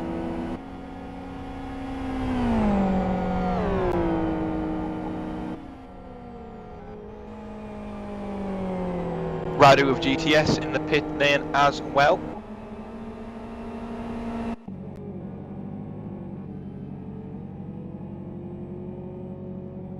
Oh, and the LFS France car seems to have taken some form of beating at the rear end there. Don't know if we can take a look at that, but those beautiful, beautiful rear light clusters painted on the skin have taken a severe hammering. And something's happened to Aston Grand Prix, not sure what it is. Turned into the pit very, very late, according to somebody at the back of the room. But he's in the pit, he's safe, he's comfortable. As comes in Tomac Noisiek, and as expected, the XRR of Mark Gassner keeps going. So interesting to see here that the R2, R3 strategy of Simon Cattell pits at the same time as the R3 strategy of my 3ID. Dom, what percussions does this have for the rest of the race? In percussions? I don't know the right word. Well, it's very much driver dependent. I know that, well, it's pretty much known that Imol is not a driver who's very easy on tires. He mostly couldn't run R2 on some of the tracks in GT2 World Series, for example, but if his teammates are okay with it, it's like, it depends very much on what other drivers do now, because, yeah, if his teammates can run longer, they're probably still gonna gain a bit over Lowland Lions, but the Lowland Lions car definitely has just the pace in their back end, because with the R2, R3 tires, they're gonna be always quicker at the end of the stint. Yep. Just noticing as well that Kevin Loy has made a pit stop, having a quick drink, and getting himself comfortable again on the on his stream. Don't forget, it's running along the bottom of your screen right now with a few vital links, and his stream is on there as well. And if you want to watch that side by side, it's a very, very interesting watch. Watching Kevin Loy dancing around with his head shifter, very, very much worth the effort to watch. Jack Basford now finally making it into the pit stop. Isaac Price coming to the chicane as we speak, flying over the curbs.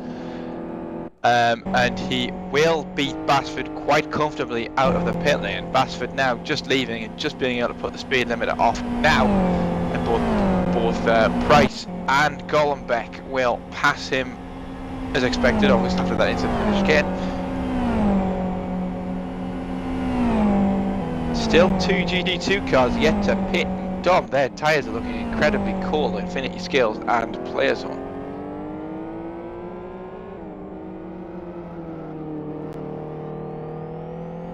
Okay, Dom not really bothered, but Player Zone's replacement driver has come onto the server.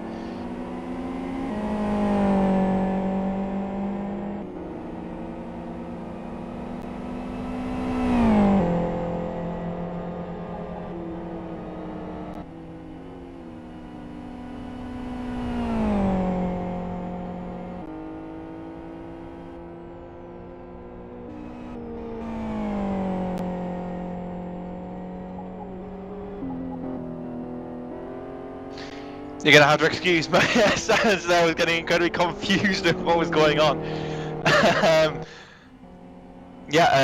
In GT2, as I was saying, both Infinity Skills and Player Zone still yet to make their pit stops. Isaac Price leads as well. Gassner is leaving the pits for Speedo Racing, don't let me make that mistake. And he's going to be very, very close to Tomac Noisiek as well. Tomac Noisiek for my 3ID there with a massive run on him, and he manages to squeeze by there, Gassner. So Tomac Noisiek and my 3ID somehow getting the advantage there, very, very close. They're both of them. They're trying to have to negotiate the car of Torn, who had the drive-through penalty earlier on. We can't see his skin. That is for why, or at least not on the server anyway. I'm not sure about the broadcast, but yeah, Tomac Noisiek, my 3ID, jump ahead of Mark Gassner, and apparently I'm hearing that they had a puncture in the last corner as well. so that may have lost them some time.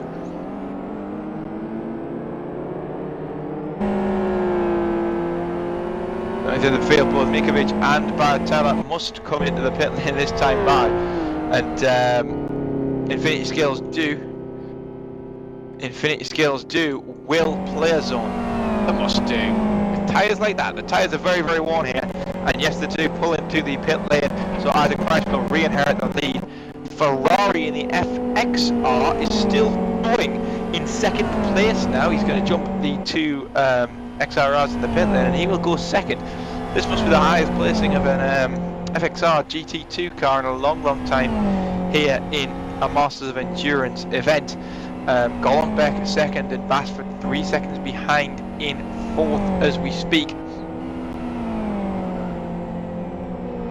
Second place GT1 as well, that is Angry something or other, can't read that. Angry Angus Racing.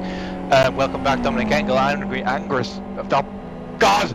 Angry Angus Racing. There we go. Tongue twister. 4.79 seconds behind Simon Cattell. Still yet to pit. But the big news here after the first hour of pit stops, the first hour's worth of pit stops, is that Tomac Neusiek and Mark Gassner have swapped places. My 3ID are in second, and Mark Gassner are in third. Apparently Speedo had a puncture, and that's why I'm all got past them. We're so close. Just you know. Yeah, I think it's I see second sector as well. I see that Reno Coots is going a bit suddenly. He's saying you've got it all wrong, and he's being told to chill out by Joseph Fabio. But you appear to have got something wrong again. We'll go. Congratulations. I know you can't see me, but I'm bowing.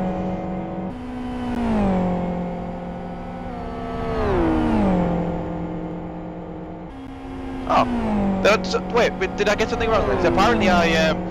Apparently I was just being read a script out, and apparently I don't know, it doesn't matter. I was probably wrong, just say I was wrong. Just blame Reno for going nuts. Well, that happens quite. Oh, I shouldn't say that. Ferrari still. Those are some very, very, very cold tyres on our FXR.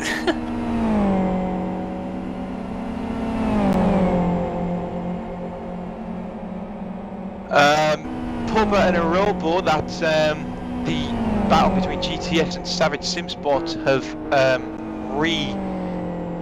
reignited, in fact, in the second stint here after the pit stops.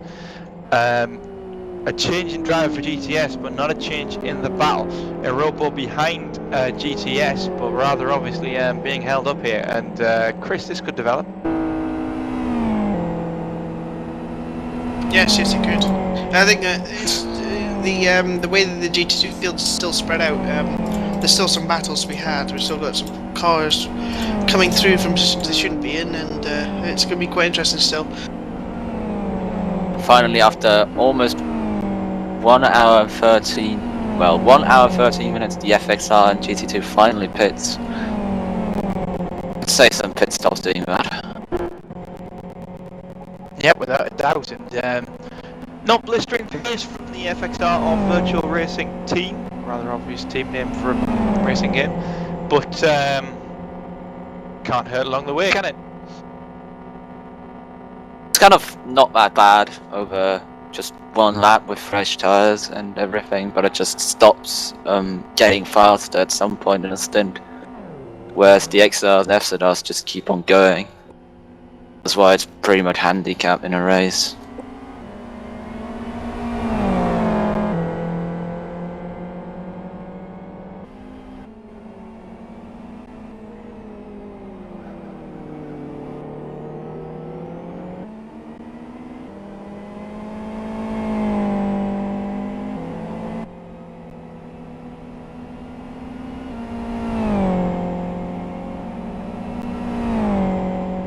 So at the end of the first hour of driving, the Lone Lions lead GT1 with my 3ID Gaming chasing them down. Well, that's let's try again. Let's try again. Lowland Lions lead in GT1, followed by My 3ID Gaming with Speedo Racing right behind them. Those three forming a bit of a breakaway, with Sonic Realms in 4th, Conquest down to 5th after the pit stops, with Project and Busters Racing Team in 6th, 7th are Concept Racing, 8th Core Racing GT1, 9th Angry Angus Racing with Crowell in 10th, Czech LFS.net are 11th with Lanzarote Racing Team 12th, and Infinity Esports in 13th and last position. GT2 Synergy Racing Team lead Raptor by 3 seconds with My 3ID Gaming in 3rd position. Speedo Racing are 4th with Genuine Racing 5th. Infinity Skills are 6th with Virtual Racing Team in 7th. Player Zone are 8th with Elfest France in 9th. Core Racing GT2 are 10th. Followed closely by GTS Motorsports and Savage Sim Sports, who continue to have a battle right now. 13th the Hellenic Race Team with 14th the City League Endurance Team after the spin for Kabinji earlier on in the race. 15th are Cargame.nl with HT Motorsports in 16th, Mafia Racing 17th, Live for Speed.hu in 18th, and rounding out 2 minutes behind everybody else are Tiger Express in 19th and last position in GT2. Apparently, Tiger Express first Tiger was Express. last place has just timed out, so it's not going too great for them at the moment. It seems they've been taking this race very seriously, so maybe it's best. Anyway, Perron and Kisner are having a battle down at the back straight, heading toward the final hairpin on this circuit. Very, very close. As Kisner on the back of Perron, going for the outside line, using the XR's slightly bigger horsepower, and he's through before the hairpin. Will Perron have a bit of a lunge up the inside? Yes, he will go for the late lunge, locking it hitting Kisner. Well, Perron should probably just let Kisner go again, because that was a very naughty touring car style move. Huge lock up on his front tyres as well, so that'll probably be a massive flat spot for later on in this race. And he's going out of shape in the chicane, and Kisner's going to get back around with no real problem. Almost losing it completely. Yeah, but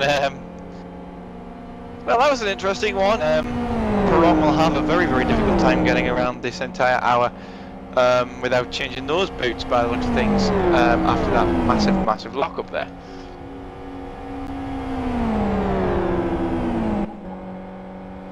Miro Rowty on the stream wants to tell everybody that he beat Chris Wilkinson in a Legends race in his 3rd ever iRacing race. So Wilco, would you like to explain what he means by that? 2 more laps and I would have had him. 2 more laps. All I needed was 2 more laps and I would have had him. Really? You would have crashed. 2 more laps and I would have had him. And he knows that. And he's sitting there in his little hut where he lives. In Ireland. He knows that. Little huts in Ireland. I know the Irish economy is completely screwed up. I don't think they're quite as bad as that. Well, I don't mean like the world hut. I just mean a hut. Like maybe a large shed. What's happened here? The 20 car is in turn 1 with a broken left rear damper and a completely squashed rear end. I think this calls for a little look on a replay. Hello, I'm It ready looks to like replay. someone fell on top of Out him. of shape on the curb. Yeah, Curbs are probably not a good idea with broken damper. Let's have a look at this replay. I think we can go and consult with Claudius Cassiunas what's happened to this rear left damper, but it's going to be a long lap getting that thing back and in front. And There's there the he speed of the goes. hairpin. That was obviously going to happen at some point.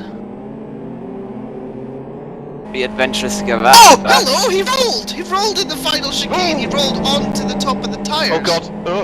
He rolled onto the top of the tyres on That his would side. explain why his left rear damper is on gone. his side, and then he hits the barrier, and that's what he hits the barrier. Wow, well, that was interesting. I don't know quite how to put that. He sort of rolled, having passed Kabinji into the final chicane on the second curb, so rolled across track sideways, smacked into the barrier with his left rear tyre, and sort of righted himself. He didn't go in the pits. Wow. Certainly the That's first gonna time be- I've seen that. That's going to be driving pretty horribly at the moment. I think it also looks like the bodywork's been kind of bent down, so I wonder if that tyre is getting proper contact to the road in the moment. Seriously struggling a lot to even get around a corner. He is, you're right, it is handling very much like a three-wheeler, and he's done quite well to get this far without too many issues. Be passed by the rest of the GT1 field with Koliska and Dennis Lind now. Bit of a shame.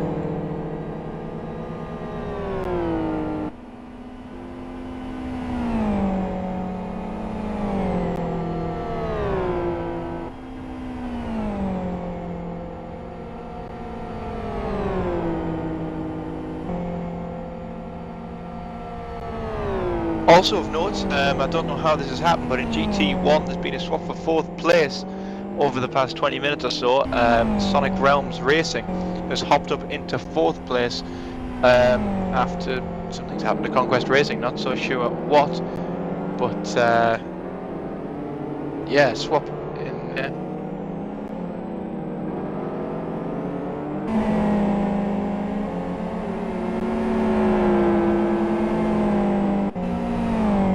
Perron and Popper, GTS and LFS France, they're engaging in warfare, Popper being the victor as he's in front, and Perron there seem to have the draft but just couldn't capitalise on it, and it's going to be Popper and GTS Motorsports leading the way in this battle for quite a bit of time yet, I think, guys. The car doesn't have a lot of straight line speed, that LFS France car from what I saw, because the GTS car pulled away easily even though he wasn't in his draft out of the corner. Well, we all know that the XRR does have a stronger speed advantage in GT2 than the FZR does, so I think it should be that pronounced, really. There's either something wrong with that car or with the setup in general. Not quite sure. The engine damage as well, which would be a really big problem this early in the race already. Yeah, and speaking of that, I've seen quite a few instances in the FZRs, certainly in GT1, of over revving when braking into corners, and I every time I see that and the red light comes on, I instantly think to myself, how are they managing to do this and not lose time and pace? It's really kind not of understanding okay. It's kind of okay to a limit. If you get it up to maybe 9,000, you can be pretty sure it's damage free. But if you really do it very, very aggressively, or just get a double downshift, I mean, it happens sometimes. Then your engine is very, very much down on power. You're gonna be struggling a lot to recover from that, since you can't repair it in a pit stop either, really. No, you can't. There's only one way to really fix it, and that's by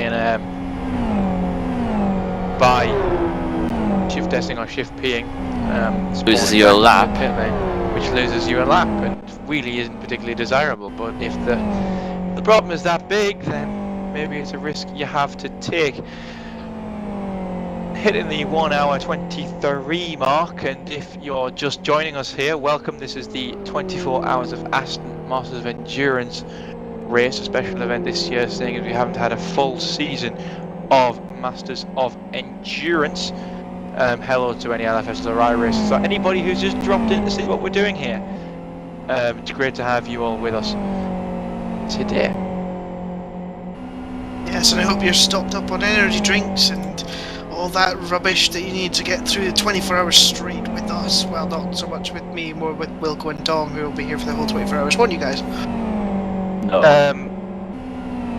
I'm allowed alcohol. I will leave God. at roughly, I think, 3:30 at latest. I don't know. I can't afford to be here whole night. I'm not there tomorrow either, so. Yes, well, you might get to see my wonderful waking up skills at 5 o'clock in the morning. Oh, God.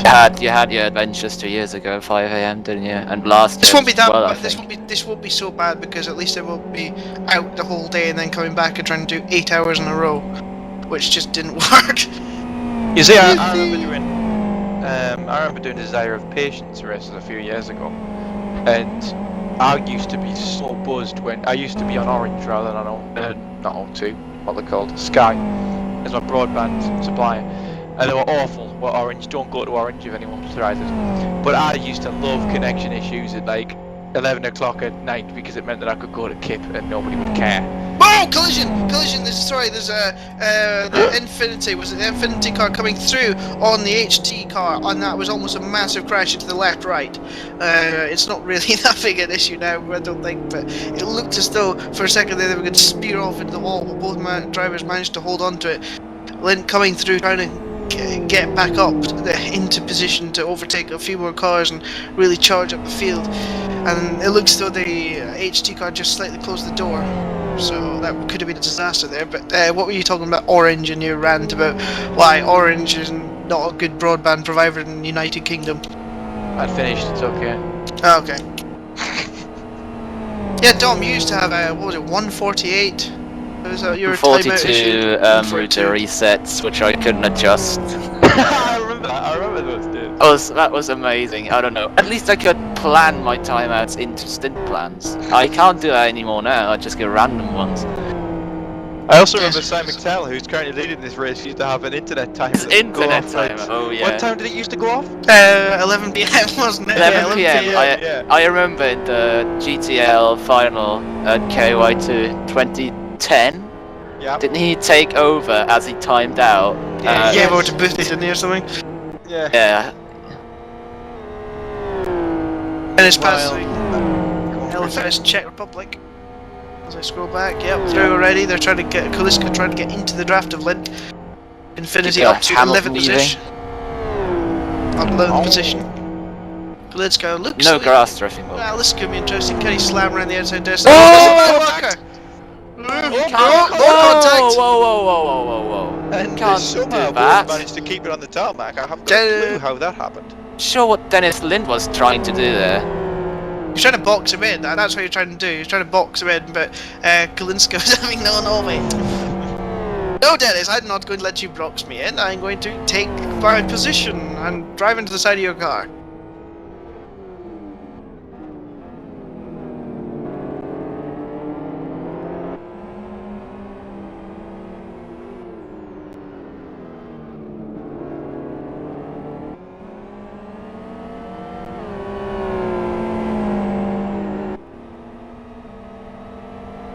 When I'm looking for the top 3 GT1 cars, Simon Cattell has again very, very good tyres on R2, R3, and Mark Gaston again struggling with the rear, so... Be very weird, but they seem to be able to go longer there.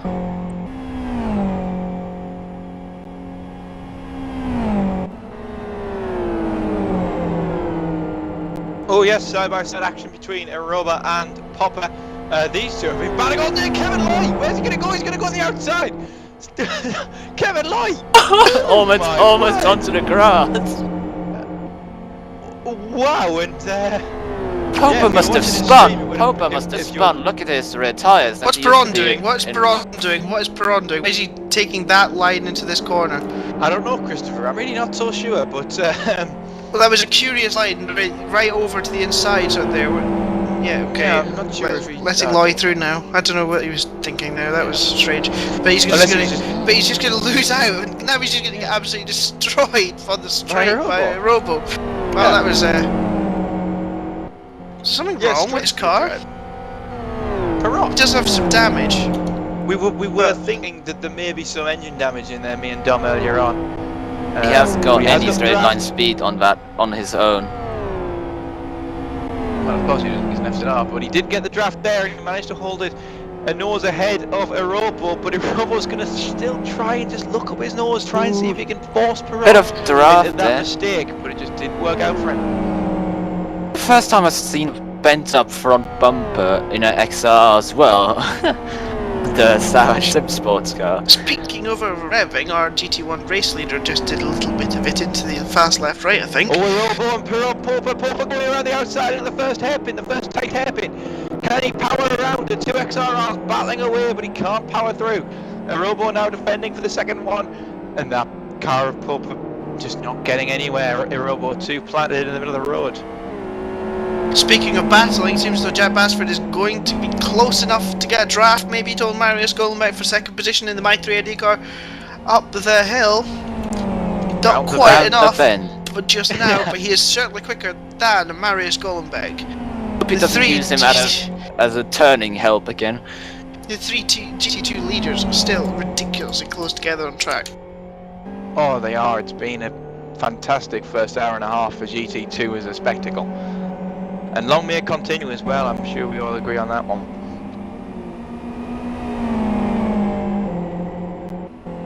I'll add a 25th hour to the timer if it's still fairly close. Basford running wide into the chicane and Goldbeck running wide out of the chicane, but Goldbeck getting the run on and to extend his advantage over Basford, so there'll be no overtaking just now. Basford really didn't turn into the chicane with any kind of conviction there, and he ran very wide into the first apex and didn't hook up the second, so even the first split of this lap will be so compromised by that because you lose so much straight line speed out onto the main straight, and the first sector really is just two braking zones, one very very small sort of braking zone, 180 km/h first quarter. Goldbeck very wide in that first quarter there though, running very perilously close to the little bit that spins you out into the gravel. And in XR we all know, well most of us know, XRs can't come out of the gravel, they're beached. FZRs can, but anyway, the first sector, yeah, and then it's another straight and then it's a braking zone, so you just lose so much time if you don't quick out of that hairpin down into the out of the chicane, even down toward the first corner.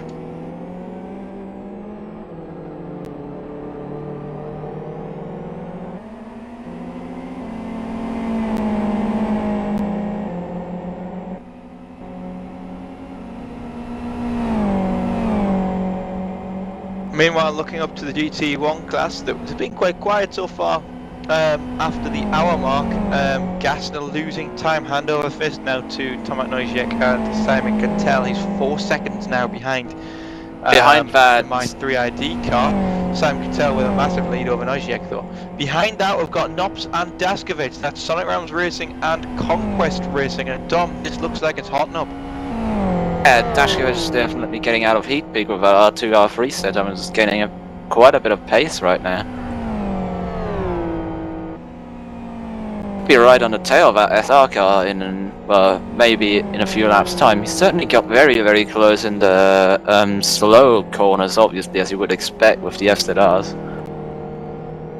Good brakes they have, and of course they don't have turbo lag either with the 3.6 litre flat sixes it is, I think. If I had a side parting and had an I'd find all this. Sorry, had to be done. They've at least finished it.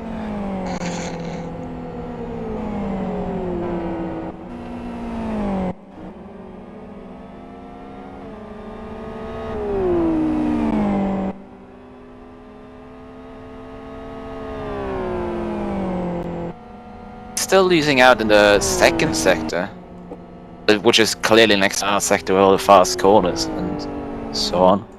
Keep the turbo spooled up more or less, obviously. Depends if you get your lines right.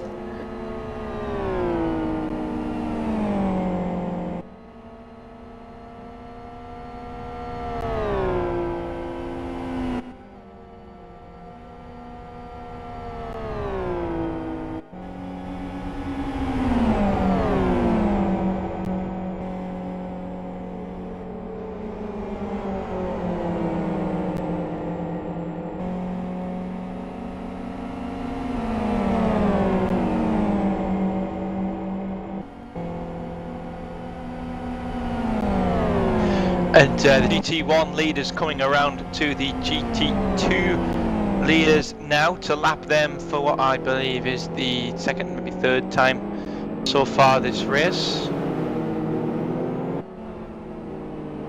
Oh, yes, Car 20, car 20 having another adventure. Car 20 having another adventure, deciding to get right out of the way of the GT1 race leader by driving into the gravel trap, which is never a good idea in the XRR. I know, let's get out of the way. Oh no, I'm stuck. No! What will I do? Just for a moment, if we can keep the camera on the 20 car of company, I'm just wondering, what are those things on front of the car? I'm not quite sure. I've been wondering that the whole time as well.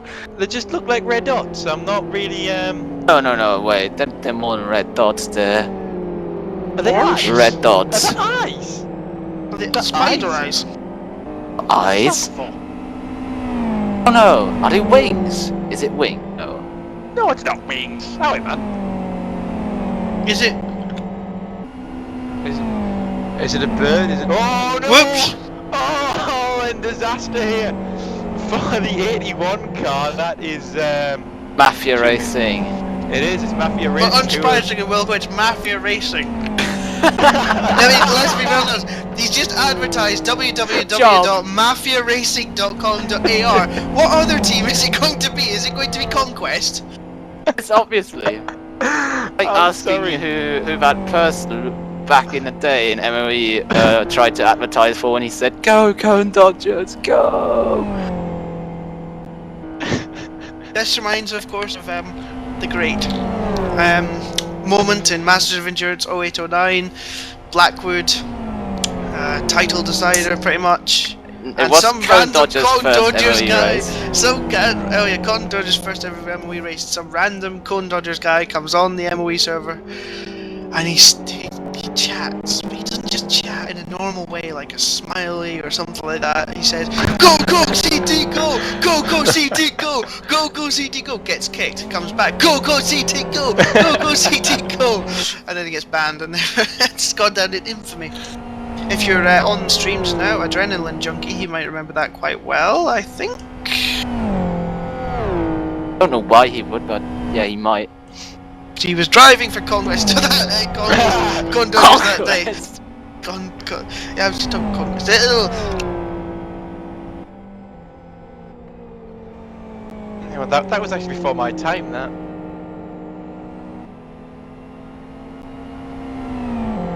And apparently, an amazing fact from Philip Diaz that the weather was sunset that day In the MOE race. at Blackwood. For an MOE That's race. a lie, because it's always clear day. Don't doubt my facts. I'm doubting your facts, boy. Anyway, we should really talk about something about this racing, really, shouldn't we? Seeing as that's our point. Daskovic is catching Nops. It's for Sonic Rams still. Mark Gassner going through the two second and third Oh, place side cars by in side, turn 1 GT2. between number 47 and number 22. That's LRT and the Jägermeister car. Quite sure what they're Croy- called now. Core wheels? I don't know, but down the inside comes You're Raymond German, Blaska. Dom! Yeah, German! you're Sid. You're I'm not supposed to sure know if that's a those German ways. word. I've never seen that word in my life, ever.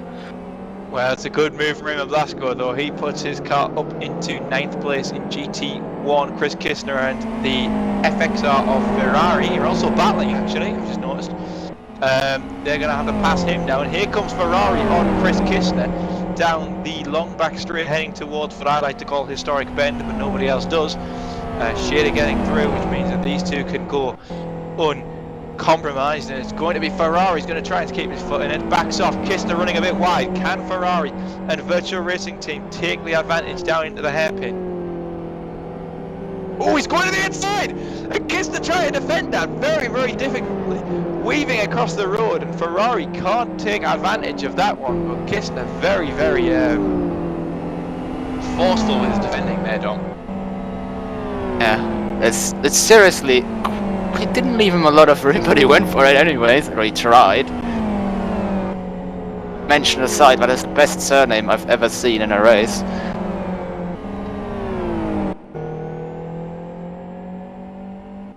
Well, Core DT1 appears to be off the track at the end of Sector 2 with a lot of damage to their right Oh, that side. is a very lot of damage, yes, on the right-hand side of the car. The whole car's mushed in, and it looks more like an open wheeler on the right-hand side than it does a GT car. But he got a Red Bull style setup with a very high rear end. Is that called Head to the rake? front. It is called rake, isn't it? Rake? Don't know. But yes, I mean, you look at the car and you think, well, that should really be, not game over, but certainly ouch, ouch, ouch. But actually, you look at the damage readout of the suspension we can get here on the for speed, and it doesn't look all that bad in comparison to what you'd expect, does it, Dom? Well, he's been very lucky there because he got more upper than lower wishbone damage, which means his camber's still there, so he probably can still drive that just fine. Well, more or Yeah, less fine. A little bit of rear toe damage as well on the right Yeah, rear tyre. that's gonna give him a bit of off-center steering on straights. Oh, Mafia Racing's timed out after their drive-through penalty.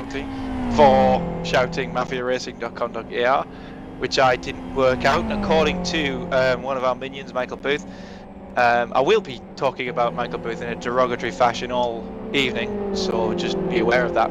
He's actually having to turn the wheel right a considerable amount actually on the straights. I'm just watching to keep car in a straight line, so he is having to work that car a little bit differently to keep it on the straight and narrow. This is Core Racing as well, by the way. Core Racing in GT1.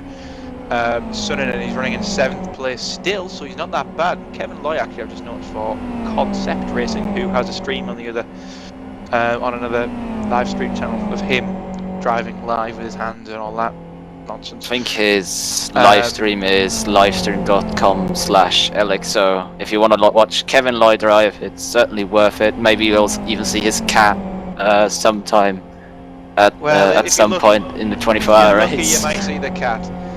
The cat's on the skin.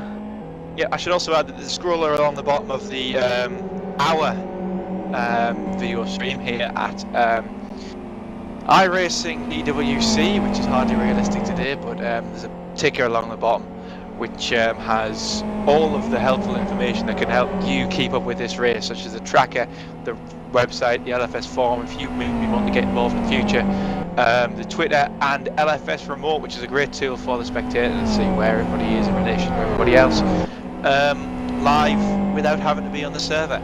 As well as also Niall McAvoy? Is that how you say it? Probably. Niall McAvoy? I think it is. And apparently we've also had Daskovic get, yes, in fact Daskovic has managed to make a move on the Sonograms racing car of Knox. So that's something we've missed unfortunately live, but that has happened. That's also brought me into the knowledge that Jack Basford is also still closing on Marius Golombek quite rapidly. Well, it's interesting. Jack was closing in a lot quicker, a lot. Ooh! Where's Knox? Oh, Knox! Oh, God! Ooh, this is going to cost Golombek a hell of a lot of time. Mafia Racing. Oh no, Mafia Racing is ready for Basford. Where's Mafia Racing going to go?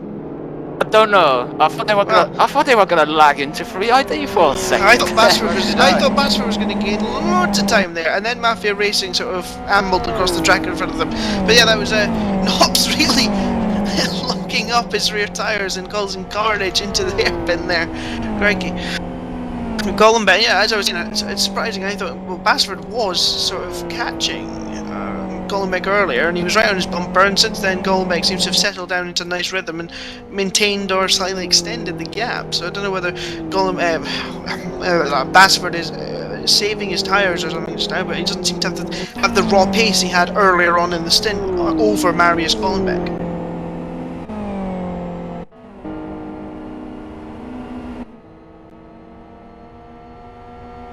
Be due to various reasons. It seems like they've both been in a bit of trouble. Well, not really trouble, but they've lost quite a bit of time with GT1 traffic in uncertain places. Yeah. Oh, Kovac, Angry Angus Racing, and Raymond Blasco of Lanzarote Racing Team are going side by side in the hairpin, and much later on the brakes is the 22 of Raymond Blasco, and he makes a fabulous move down the inside of that XRR. Taking 8th place in GT1. Yeah, there's quite a few. Shada, Dennis Lintz coming up as well. I don't think that Kuliska must be pretty close as well. Core's there as well, just in front of them. It's it's quite an interesting battle in GT1. Something very rare for GT1, I think.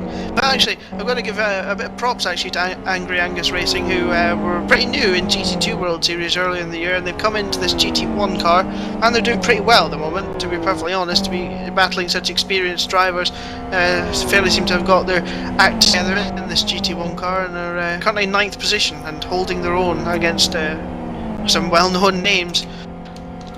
Yeah, they are, and it's nice to see them not have any problems so far as well. It would be awful to have a new team coming in and having lots of connection issues or car issues or damage, etc, etc, etc. And it's nice to see them just driving a nice, clean, comfortable race, no major issues. Still only an hour and 44 minutes, mind you, the curse of the commentator might have completely killed that, but it's been good for them so far and it can only get better. Dennis Lynn goes very unsettled. Shadow in front of him hit the tyres and he just sort of spattling into them. So yeah, oh, lucky there for Dennis, he managed to avoid it.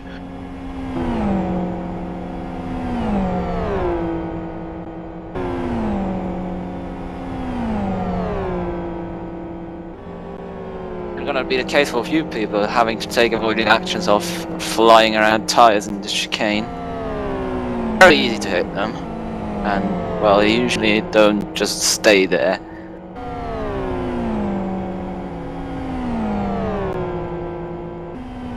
There is actually only one thing worse than that, and that's actually trying to go through a gap that was there and then have a tyre spawn right in front of it. But yeah, that can actually. I think I've had that in practice once, and it actually made my car roll end over end out of track.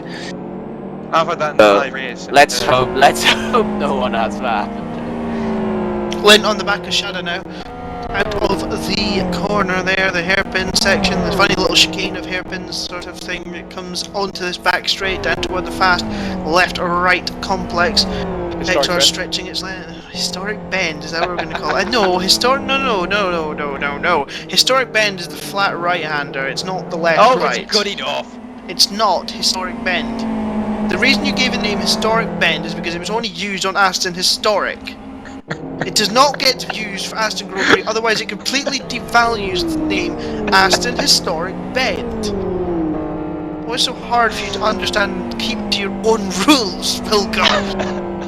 Anyway, right, okay, I don't know what we're going to call that corner, but my point has been completely ruined by Wilco.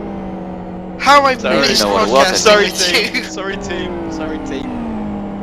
I've completely missed broadcasting with you. At least there are no safety cars. She can get confused. Very close to the curve for Dennis. Yeah, I just saw Dennis go incredibly close to that little nub of a curve that's there for Grand Touring. Please God, it's Grand North. North. It's north. But you want to call that North Bend and then use it in every single corner, and every single way out, sorry. North Bend. The hairpin for the north layout of Aston. Technically, it's also on the open configs. Yeah, that can hurt, especially in a GT car. What a run though from Dennis Lynn down that chicane. A bit of bump drafting. Obviously, doesn't want to pass him so early on the straight. He's ruined the rear of that car a bit with a few dents. Yeah, Dennis's front end isn't particularly nice either, so it's not like he's hurt himself really very much.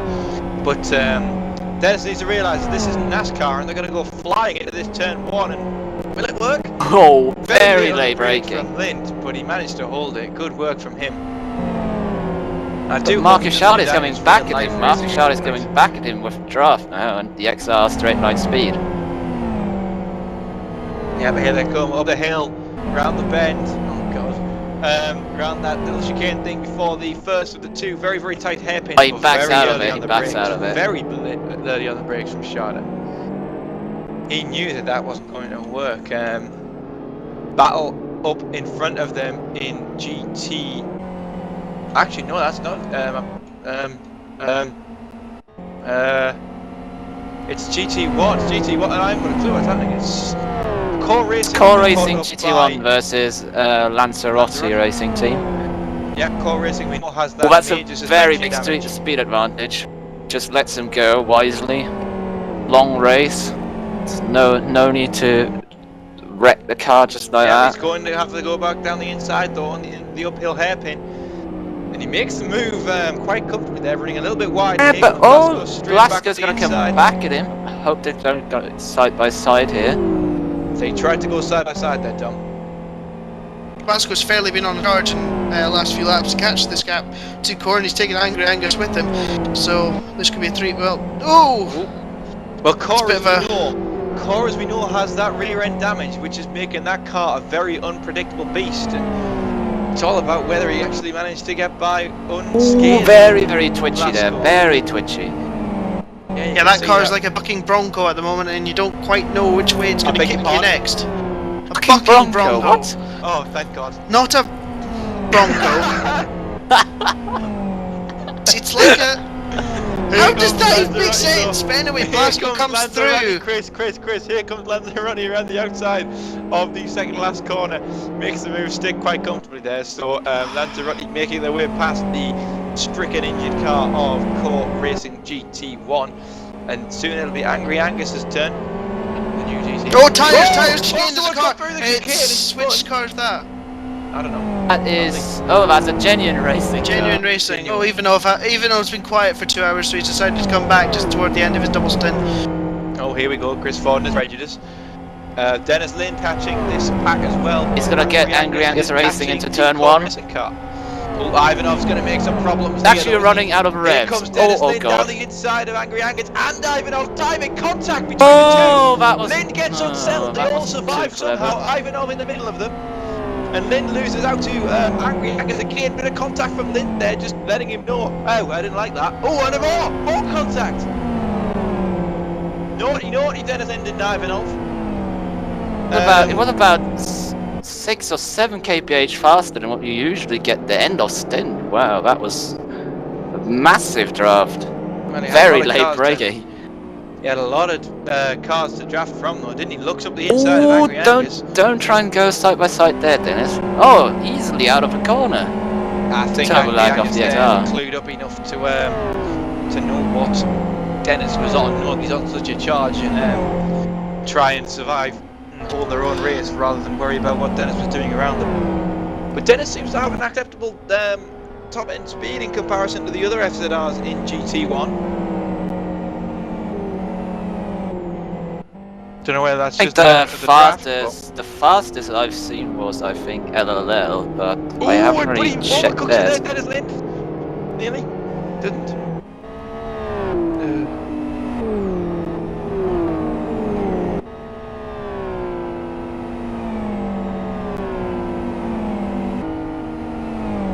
Oh, Pierre Perron moving across the chicane. He's got a problem.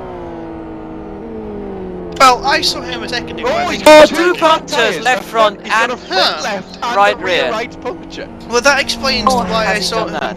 That explains why I saw him sort of almost doing. I don't know if anybody remembers the Nico Pantola interior crocodile alligator thing with the jumping XRT, but he was sort of doing. He Was was sort of F5. doing that when I saw him a second ago, Well, and I I've thought it was noticed just that. lag, but I think I've just it might have noticed- been that. How had he done that? I But that don't- was that it his was- front right though. Was that his front right? No, it was his It front was left his and front rear left right. and his rear right. Yeah, I mean, well, I was thinking about his lock up, Yes. but that was his front right, not his front That was his left. front right. But if he maybe locked both fronts up, and well, maybe locked everything up because he was coming in that hard. Well, But he must have yeah. done something to the right rear, but yeah, good work from Pierre Perron to manage to do that. Waiting for his. Oh no, he's still pitting. I was going to say I thought he was waiting for his teammate or something there, but it seems to be a long pit stop. They're going to repair damage, etc., etc., etc. Battle here between Dennis Lind and the bloke from Core. So in. And it's going side by side into turn 1, very, very close. Dennis turning down on the GT1 car of Core Racing, and they both survived somehow. Yeah, just about. And well, with that damage, the core car should be a sit duck. But I don't think that Suninian is going to. He's not going to give this up. Give out, He's no. certainly not going to give this up. Into the hairpin, Dennis Lind having to hold the inside line. Suinen tries to go around the outside. Lind More damage to the core car. Oh, more contact. Oh, God. Yeah, more contact for Core Racing, but they not too bad. Not Bit too much of time. drifty action there from Dennis. That should give him well clear. More contact for For now. Ivanov. More contact for Ivanov with back marker. He's had a fun 2 hours. He has, bless him. It's still surprising that the gap between Price, Gollenbeck and Bassford really hasn't come down that much still in the last few laps compared to what was happening at the end of the first hour. Kistner and Neil, something like that. Neil. Nelly. Nelly. Nelly, Nelly. the elephant packed the trunk and kissing his defending the inside. Oh God! Whoa, contact! What is this descended to? So a Yeah. curb sliding wide into the PLZ car. The 5 dudes choose in a row. The almighty Phil DS says, and that is actually true, yes. Yeah, but quite a considerable gap between each car at this moment in time, except Well, what Nelly had.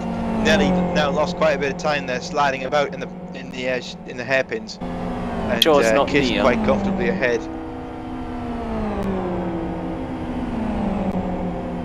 caused just slipping down order without damage at the moment. Ranga's not going for a very aggressive move there, even though they would have the chance to do it, but they've probably heard or seen Sunanen is not ready to give up the position. It's like that just because he has a bit of damage, or quite a bit of damage, let's say. Yeah, well, at this stage of the race, we're quite close to the pit stops, and it would be nice for Angry Angus to actually make the move and get in front of Sunanen before they have to. I think we're getting worse at his name, aren't we? We are. It's gone from Sunanen to Suninen to Suninen. Why can't we say Finnish names? It's not just me. I don't know. Kuliska for somebody. Stop go don't know who. penalty he's for backwards in Czech the pit elephant. lane. He's backwards in the pit lane. He's obviously floored into the pit lane. Oh, He must have Crashed. crashed into one of the garage walls. look at his car! Is he gonna have to carry on for a lap? He is as well. He is. What's happened there, right? That's gonna have to be a This shift P. requires a It would be replay so for much Chris, more yeah. sensible for them to go and shift P right now. That would just there's no explanations why you would try and drive a car that is 90. You have to hold at 90 degrees, turning right just to go straight. No sense whatsoever. Please shift P now. Yep, I think we should keep our eyes on this car as it must go on its final lap of life here. It's final lap of life ever. Yeah, It's this going car. to go. Oh, and we stood in the first corner here. Well held, actually. Well dealt with by the Czech LFS driver, Kaliska. White flag being given by Jonathan Palmer. There's a slow damaged car in turn 1. That is the car we're watching now of Kaliska. It's even grounding out. Look at the front end. It's just absolutely mangled. This is a meatball, and we don't here have a big message that says, "I'm sorry, this is the end of." Oh my God, he's split in a chicane. Managing to go, and he has backpitted there. Shift P is done, and Kaliska rejoins the action. From what is displayed as lap 1, however, if you take a look at the tracker, that is the actual positions list. And I'm not sure what it'll be. We'll have to wait for it to update in a few laps' time, and I'll be sure to let you know. Meanwhile, Angry Angus still having problems getting past Cernan, and Chris Ford has news. Oh! What on earth has happened here? I wish we had replay functions at this moment because I don't quite understand this. Let's just. Oh! Talk us through it, Chris. Talk us through it. I can to the moment. Oh, and yeah, there's Noziak has been off the road, seemingly. You all saw before ad.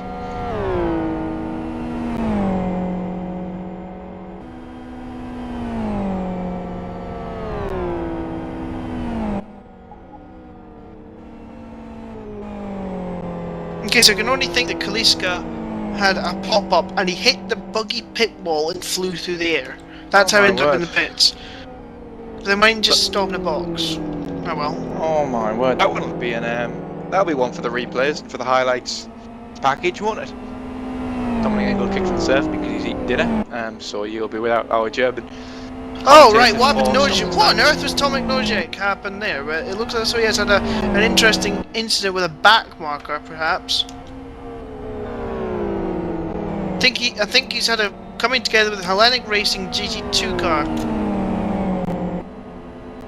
Big closing speeds. Or whatever it is, it's just managed to he's just managed to get. Oh past no the no Hellenic no! Racing He now. just dropped it onto the grass on the exit at the first hairpin. Sort of had to drift into the second one, so that'll have cost well, Speedo are right with them now as well. I mean that's cost 3D Gaming quite a lot of time. Yeah, we'll let you know as these two cross the next split line how much time Gassner has actually gained on Tomac Noisiek. But it must be a fair, significant chunk, at least. It'll be about 5 seconds. It's 4 seconds, yeah.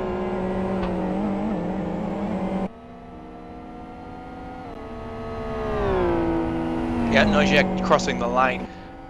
Now, here comes Gassner, and it's a gap of 1.32 seconds now. Also of note, Simon McTail, our race leader for Lowland Lions in GT1, is 8.71 seconds ahead of his closest rival, Tomac Noisiek.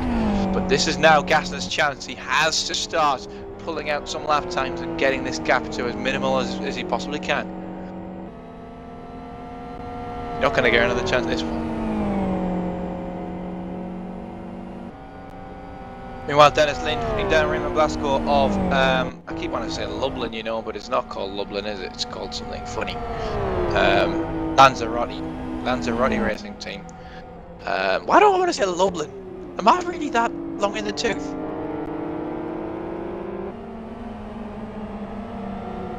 Anyway, I'm getting off the point. Dennis Lynn there, yeah, now chasing them down, running them in, reeling them in even.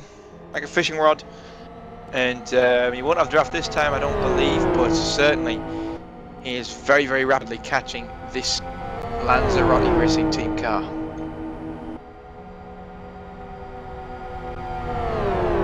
So we're into the second round of pit stops basically now, I think, on this lap. I think we probably are as we hit the 2 hour mark. Oh, Simon Cattell made a mistake! A mistake! 2 wheels on the grass. Simon Cattell! Woo! Well, that corner is very, very tricky to get right. It sort of catches you out. If you sort of miss the nose into that sort of off camber uphill through your hairpin, you're just basically a sitting duck, and you're just trying to get the exit as perfect as you can. But occasionally the exit will snap upon you as well. Oh, Simon, get off the grass there, man! Get off the grass on that corner as well. You don't want to be there. But yeah, he's pushing like a madman at the moment. Yep, you put a wheel out on that long left-hander and you'll end up in a wall really, really hard. So that's, without a doubt, there's no benefit in doing that. Tomac Noisiek, however, managing to pull a little bit of a gap back away from Mark Gassner, making sure that there's no issues about Maserati losing a position in the GT1 class. In the GT2 class for Maserati, though they have lost a position in the past hour, as we all know at the pit stops, they had an issue. Jack Basford in the tyre wall on the chicane. And seeing as you're all here basically for Maserati GT2, aren't you? Might as well keep you informed on this one. Closing up on Marius Gollenbeck, they've actually managed to slowly pull away, have Raptor Gaming, haven't they, Chris? A little bit, yeah. I'm still surprised that the 3AD car has not been quicker than... Oh, Dennis Lynn down the inside of Blasco into the fast left-hander. We remember that Jack Basford tried to take the lead there. The same lap he crashed in the chicane there, which really he had no chance of making, because unlike Dennis, he wasn't anywhere near alongside into the corner. Yeah, so that's Lynn up the inside. But yeah, I'm surprised that Basford hasn't actually put the hammer down and caught and just perhaps dispatched of Raptor Gaming and Marius Gollenbeck now. It's a bit of a mystery where Jack's pace has gone the second stint compared to his first.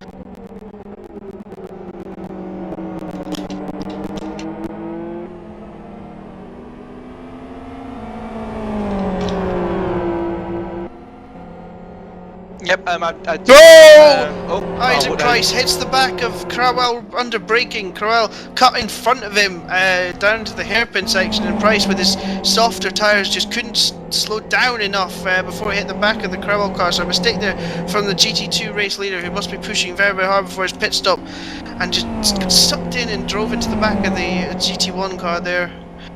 No real time lost for the car.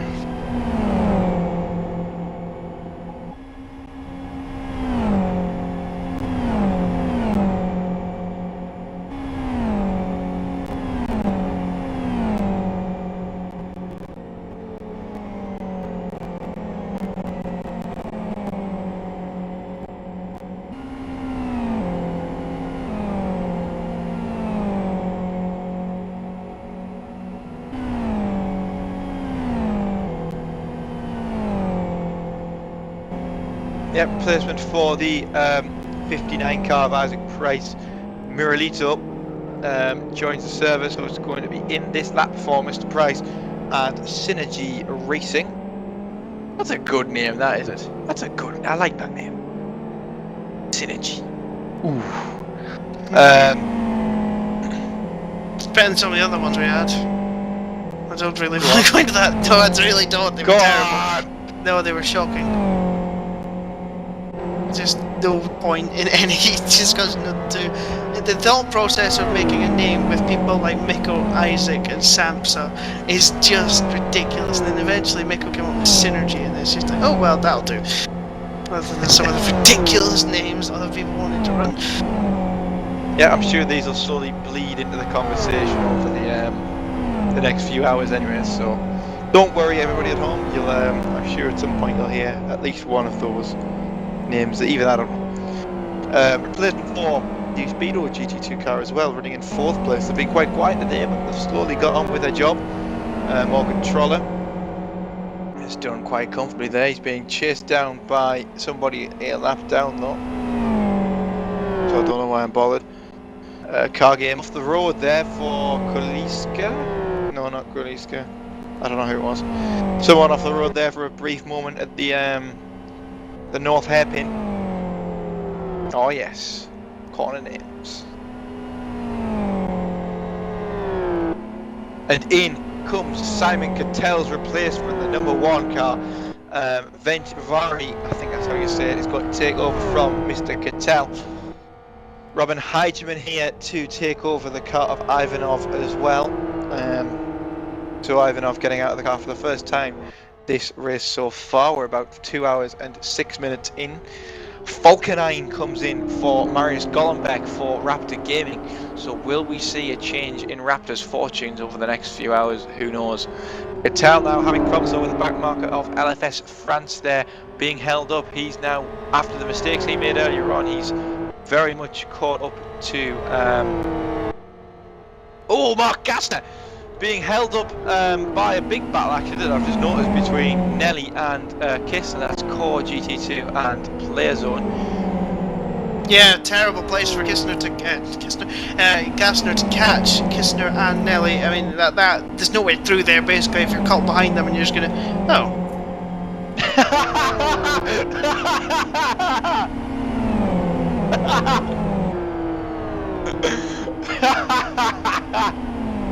And Chris Ford kicked from the server there, so unfortunately we've lost Chris Ford's input for a few moments while we have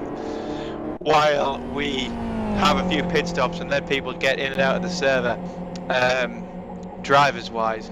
Isaac Price leaves the pits, Morgan Troller leaves the pits, and here is the man we have all been waiting for in the GT1 pack. No, that's not a problem, I'm just an idiot. Here is Raymond Mooney in the 46 car, about to take over from Dennis Lind in Infinity Esports' effort in GT1. So Marius Gollenbeck and Raptor lead for now. Jack Bashford though is very, very close here. Just as we're about to hit their pit stops. I wonder if Jack Bashford is actually going to take another hour. I'm not so sure. There hasn't been a replacement coming just yet. Venjavari takes over from Simon Cattell as they leave the pit. The former GT1 race leaders. Goik coming in for Daskovic for Conquest Racing. I'm getting good at this remembering things, you know. Having a few connecting issues there, but he's in now comfortably. Well before the pit stop could happen. So in GT1 at the moment, Neusjek leads Gassner, who leads Daskovic, with Lowland Lion re-emerging in 5th place at the moment. They're the first team in GT1 to make a stop. Obviously running the R2, R3 setup will require an earlier pit stop. Dennis Lind, Raymond Blasco both in the pits. Giovanni connecting to the server as well. He'll take over for Concept Racing.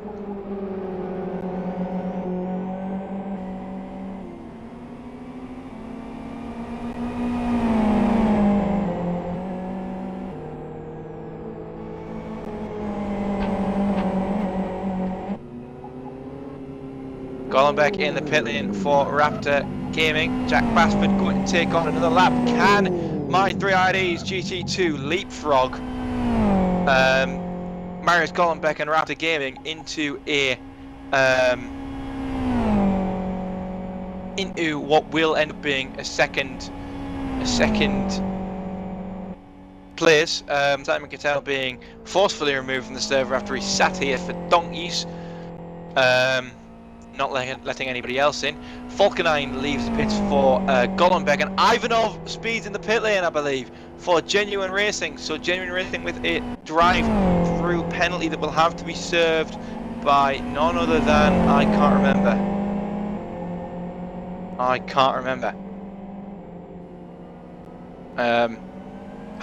Robin Heidemann. Jesse Neiman joining the server. He's about to take over from Jack Basford. Jack Basford is the one. Don't forget, Mark 3ID GT2 will have to focus on him for a while. He's trying to leapfrog Raptor Gaming, but can he do it? Can he get a good enough in-lap and a good enough out-lap to manage this nicely? Didn't matter about the out-lap. Can he do a good in-lap?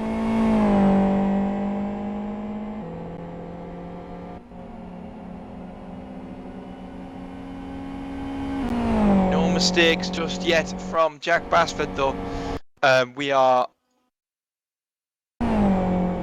quickly restarting. TV director, I believe it'll probably be back up by now anyway, so we can perhaps bring you some onboard footage, which will be fantastic in the coming hours when nothing's happening. Noziek leaves the pits for his third hour of the race.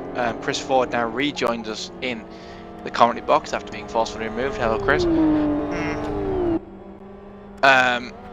Vedvari comfortably leapfrogging Noziek though, and Lowland Lines retaking third place, relative first once Nops from Sonic Realms and Gassner of Speedo make their stop. The gap Speedo is certainly going quite closed a bit longer though. The gap is closed quite considerably between Lone Lion and 3ID. I wonder where Gassner could possibly slot into this with his shorter fuel stop and his extra laps.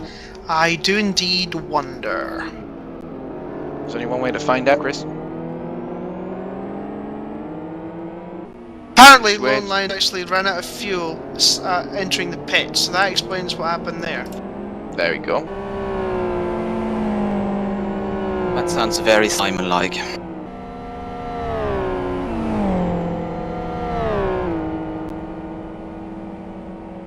So that explains that. So this could be very interesting to see if Speedo Racing can take the lead in GT1. Does Gassner have enough laps remaining? As Basford pits, can he beat Gollenbeck out of... Sorry, not Gollenbeck's now Falkenhayn out of the pits. It looks good at the moment. They seem to be quite far away. Basford is going to be ahead, I think. In fact, he'll be behind. I believe so, yeah. Oh, Merlito through the tires there, and I wonder if Niemanen's going to be in the lead. Drum roll, please. No. Not quite. I'm fairly So sure that's that he very will close get the though. leap on Falkenhayn, and he will quite considerably. So that was an absolutely fantastic in-lap from Jack Basford, or a very, very poor in-lap from that other guy that was driving that one, Marius Gollenbeck. Or the fact that he went a lap longer, you know, I could just have done it, but anyway. Yeah. Anyway, so let's wave hello back to Live for Speed to Jesse Nieminen. Hello, Jesse. Welcome back. Hello.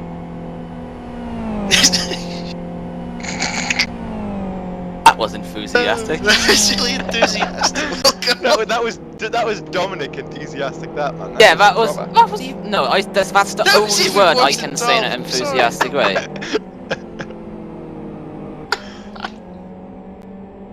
Hello.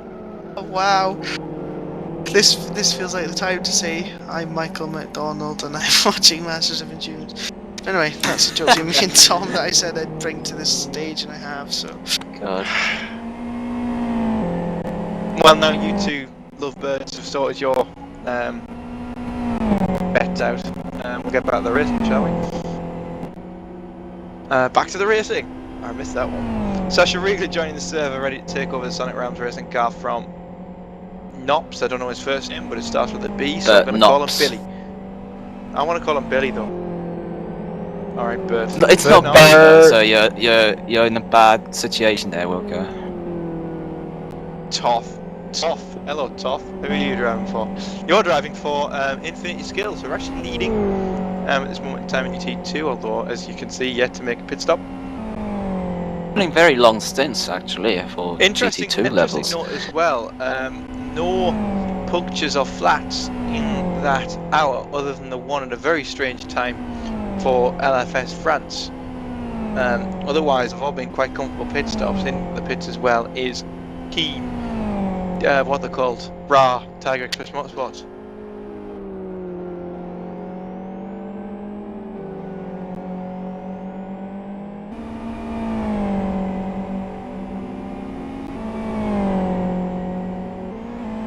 Also of note, Mark Gassner still leading this race in the GT1 class for Speedo Racing. However, they are yet to make a pit stop. And Chris, how long do you think their tyres are going to last them there in the 2 car?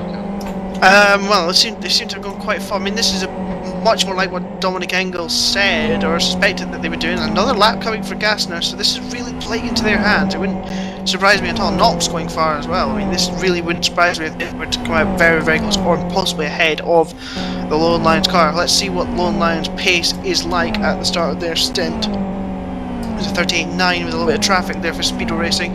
Lone Lions just coming up to the final sort of section now. Mihaly joins the server to take over the O2 after 2 hours and 16 minutes worth of driving. Mark Gassner will be pitting at the end of this lap. A superb 2 hours and 16 minutes from Gassner to keep up with the slightly quicker on pace, raw pace anyway, the two FZRs of Lone Lions and my 3ID Gaming. But it will be interesting now to see who will be in the lead. They're just about be enough time. Oh, it's a 40.6. So this is going to be interesting. This is going to be interesting because the time that Cattell lost on the entry to the pit, running out of fuel and having saved fuel through the whole stint, could that cost the Lone Lions the lead of this race? This is going to be very interesting. There's only one way to find out, Chris, and that's to wait around about. Well, Conquest. Conquest mucking up apparently. Look, his front left damper. Front left damper's got massive damage on it, so Conquest have clearly had a collision with something somewhere. Yep, Goik at the wheel now in the car. 253.4 that lap, so they've lost nearly 13 seconds in comparison to Vedvari of look at this, Lions, so. the 3D GT1 getting held up. Oh hello, Robert Heidman. Badly by Heidman and Kalinska, and Dojek deciding to cut across the bows of Heidman to indicate his disappointment with the way he was treated there. Hard in that section for GT2 just to jump out the way. It can be anyway. Harder when you get hit out the rear.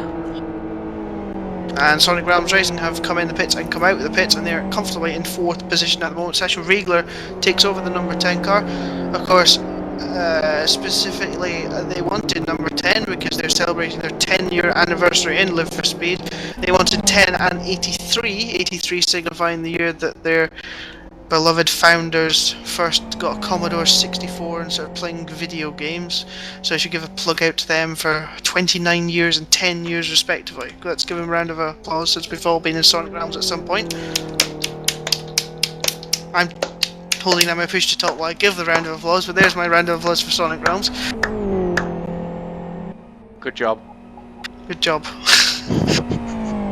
With a very interesting skin actually. It does say on it and a reference to yes, and a reference to, I'm sure we can all know what that is. We've all seen the video. I'm sure Jack Bassford will be along later to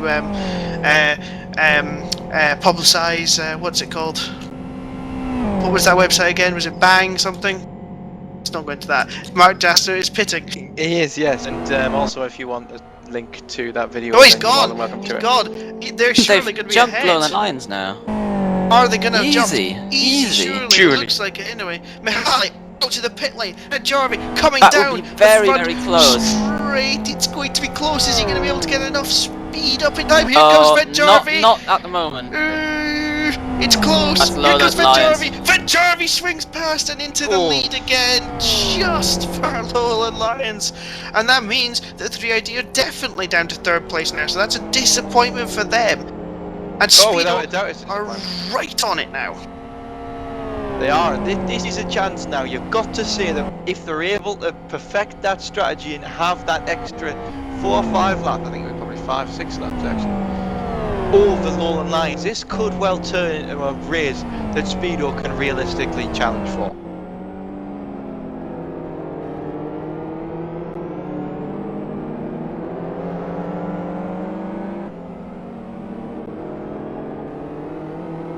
Also of note, Noisiek running 3 hours in a row now into his 3rd hour of racing for my 3ID happened to GT1. his- And What I'm happened to his wondering- rear wing? He broke it, and I'm wondering if he's actually if he's going to suffer from a bit of tiredness and a bit of fatigue. I doubt it. It's Imol, he can ride for hours, I've seen him do it before. He's normally pretty good at this sort of thing. Anyway, just to further a little bit of sort of knowledge from Jurgen Kirsch, Car 04 is also celebrating its 4th birthday, and that's why it wanted 04, so a round of applause for Conquest. Not Conquest, Concept. I'll get it right one day. There we go. Concept, 4 years old, 04. And speaking of 4-year-olds, hello Dennis Lind.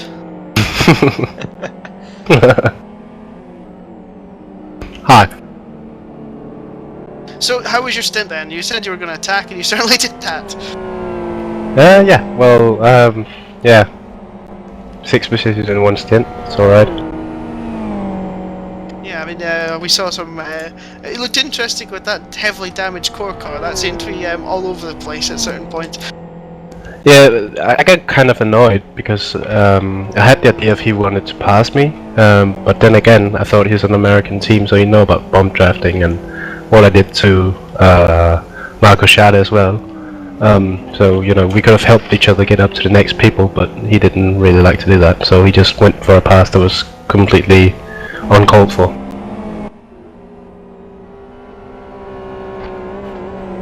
How else did you feel the whole sort of stint went in terms of pace? Did you not really get a chance to fire up the full sort of pistons, as I suppose you could say, sort of to the maximum because of the traffic you were dealing with? What? Were you not able to go to your maximum level because you had all that horrible traffic to deal with, including the core car right at the end when your tires should have been at their best? I think I could have gone maybe 7 or 8 tenths quicker on my fastest lap.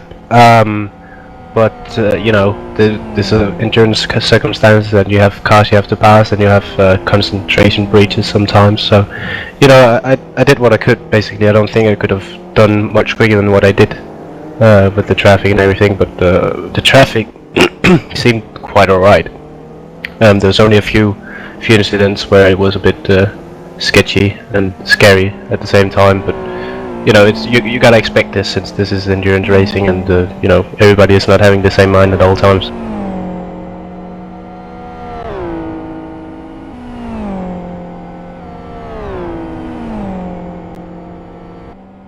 Oh goodness me, speaking of 4-year-olds, apparently NDR wants a plug as well, but I don't think that really deserves a round of applause for Deco. Yeah, boo!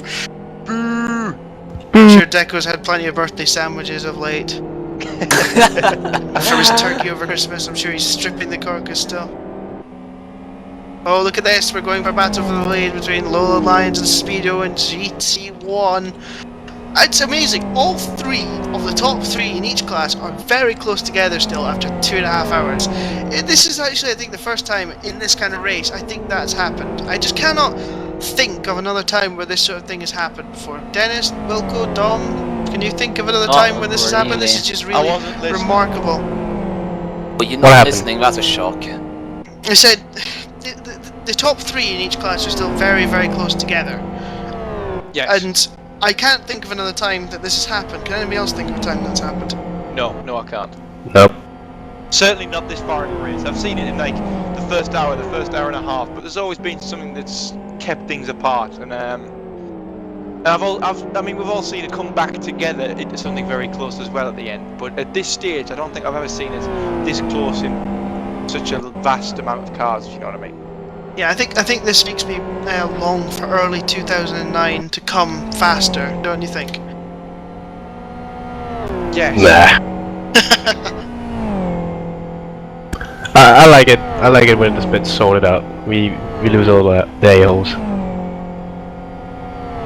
I think we've got to think to ourselves as well, though. You look at the drivers that we've attracted today, and I mean, as I'm sure you all know, we normally have a full length season of about 5-6 races in massive endurance. Where we've got some 6-hour races, some 12-hour races, and this is the figurehead, the 24 hours. 24-hour race. I should remember this really, seeing as I'm supposed to do it. But I'll talk about it anyway. Can't drive, not good enough. Getting off the point. No. But if you look at the caliber of driver and the sort of teams that have been attracted this year, Boothie. This year, in comparison to previous years, there's a lot of drivers that you wouldn't expect to be here, a lot more inexperienced drivers, and then we've also got that buzz about having the likes of Raymond Mooney and Hugo Lewis and Jesse Newman coming back and having one more go at it. And that really spices it up for me as well, that we've got a higher caliber and the new guys who are all going to fight it out. And it's nice to see teams like Synergy fighting against teams like My3ID and GT2, for instance, who are actually getting quite close to each other. Yeah, I think that the main sort of thing. I mean, I think two teams that we probably would have wanted to come back for this sort of MOE sort of legends. Well, no, 3 actually I can think of. Raystar Convertible, we're missing them. They've been in and about of Live for Speed this year again, but they're not here today, sadly. First, of course, I think everyone would like to see them again. But sort of a lot of their people are now involved in 3D. And of course Mercury. But I'm sure there's Mercury's right here. Yeah, no, Mercury's one driver. I mean, if Duck had been here, maybe you could have gone, oh well, it's Mercury, but it's not. It's Bobak or Jonesy. Where's Jonesy? Last time we saw him, he was blowing up his PC at 24-hour race of 2010, isn't it? 2010, yeah. But yeah. Yeah, it would have been nice to see big. It would have been Mercury plus Dennis Lind. Well. Infusion is an expansion of, Mercury. It should have been M-Fusion. Infusion. We've like already, yes. to put another quote from that in, we've already seen a GT2 car being dive bombed from 3 car lengths back. Sorry. The great talent of Dennis Dimmedariharo. I can't really do a Skippy accent. You're getting well off the point here, man, guys. Well off the point. Or maybe we should ask Jason Matthews to come in at 2 o'clock in the morning like last year, and he could entertain us with his speedo fighting like shouldn't say it. We'll wait until he comes on at 2 o'clock in the morning sort of thing. Don't do it. Anyway, we should probably talk about the racing here, shouldn't we? There are cars. They're on a circuit. GT1 actually, both classes. The battles for the lead are hotting up to the point where we're at the 2.5-hour mark almost, and there's a 1 second gap concept backwards out of the last corner. Oh, big damage there to the concept. And a lot of damage. side by side between the Jägermaster car that I can't say the name of and Angry Angus Racing. 2 XRRs at GT1 running around for what I believe is 8th position. Yep, 8th. Manta against Gravel. Gachi, I don't Just say know. gravel with a K. That was it. Gaski. Oh, there goes Mooney. Where did he come from? Hello. I don't even know. I was watching it chasing you, and then I just saw an FZR nose pop up. But yeah, Raymond Mooney moving up to 9th place, and Angry Angus. Now he's getting overtaken though. Here he comes though, down the inside. Angry Angus into turn 1, very early on the brakes though. And it's nice to see Angry Angus racing against some of Live for Speed's greats, but need to brake a bit later than that to be competing with them fully. And that's something they're well aware of now, down in 10th place rather than in 9th. Raymond Mooney, the one in charge, trying to catch up with Manta now in the Jägermeister, I don't know what the name is, car. Very, very late on the brakes. Gravel. Guys. Beg your pardon? Gravel. Crabble. Gravel. Gravel. Craggle. Crowell. Say gravel with a K. Gravel. Yes, good boy. I'm gonna write that down. Have you actually written it down? Because I heard that. I heard some paper. Yes, I have. I have actually written it down on paper. Remember that one time when you wrote down the GTL grade? Yes, I do. Well, it's got a drawing When you got all the colours on the paper. I Yellow. was bored. And the last. Bored. Not during the race, of course, as it's been too interesting to get bored. Liar. Shut up. Yeah, Raymond Mooney still trying his very, very hardest to close in on Manta. And Dennis, this is a question for you. How willing and excited was Ray Mooney about this opportunity to come back to Masters of Endurance in the 24-hour race? Do I really have to elaborate on that? Oh, oh God. Raymond Mooney going flying over the curb from that head in the north section. But yes, Dennis, yes, you do have to go over it. Okay. That was about how excited he was. Me or you? Him. He was a bit like, oh yeah, that sounds cool. And then we heard nothing from him, and then when I changed the guy, he was like, whoa!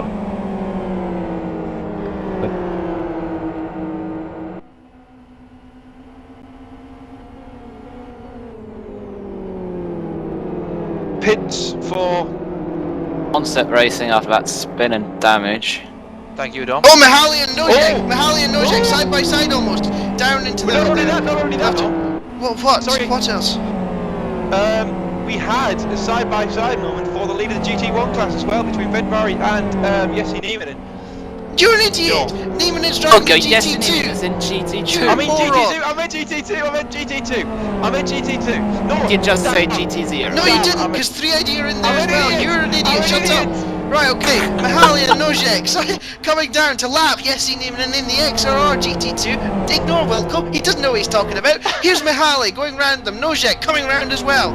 Oh, Nojek having to take a wide entry. He's lost out a little bit there, passing his teammate on the back of Mihaly. And Mihaly will come back up to the GT2 leader, Miralito. Nojek through. Oh, dive bomb there from Nojek. Sorry. Yeah, you're not the brightest, are you? Seriously. What have we been talking about the whole race? Oh, That is GT2. the biggest failure you've had, like, in years.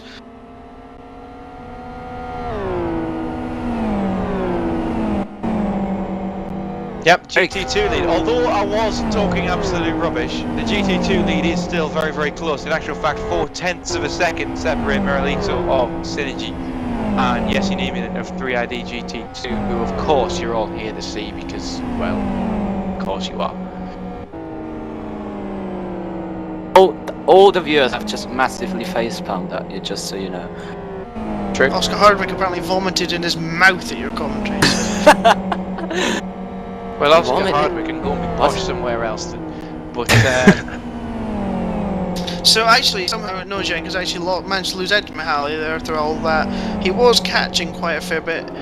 But yeah, so... It's still quite close though. There's still opportunity for something to happen. But these three drivers now, the top three at GT1 are almost as close as you would, well, the top two anyway, are almost as close as you would. Nojek on the back. Nojek's going to get the run here. 3ID are going for second position. Mihaly must have had a terrible hairpin section. Nojek to the inside. He's got the run. This is surely going to be second place for my 3ID GT1. And it is surely now. He's got the run. He's got the line. Mihaly tries to brave it out around the outside. A bit of contact, but Nojek takes over second position, and Speedo are back down to third, where they were before the round of pit stops, where they made up so much time over the other two. So it's Lowland Lions, 3ID, Speedo, top 3 GT1, 2.5 seconds in it, as Nojek runs wide, no spins. Yeah, as I was saying before that happened. As I was saying And before that's that a happened, 0x. As I was saying before that happened, these three you would honestly expect this is as close as you would expect for a sprint race or something like that. It is. It is incredibly, incredibly tight. Also, as well for the GT2s, the top two in GT2 are still not nose to bumper, but certainly not very far away.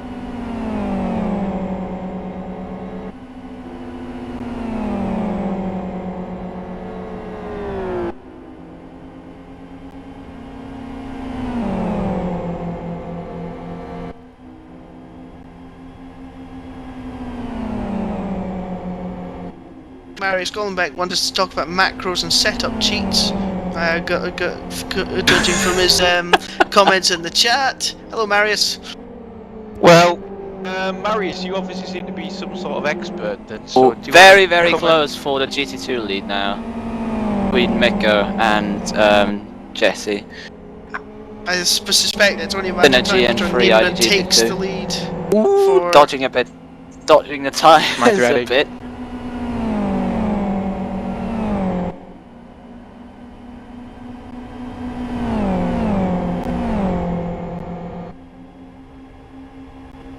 oh right, hang on. Apparently, Concept Racing forgot to pit after they forgot to repair damage after the crash in the final section, so they've dropped from 6th down to 11th position now.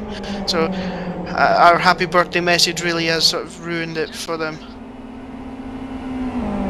Well, Niemanen blocked a bit by Kaliska coming through into turn 1, so that's given a bit more breathing space to Muralito in the Synergy Racing black car, the red car of My3ID Gaming, chasing him down for the lead in GT2.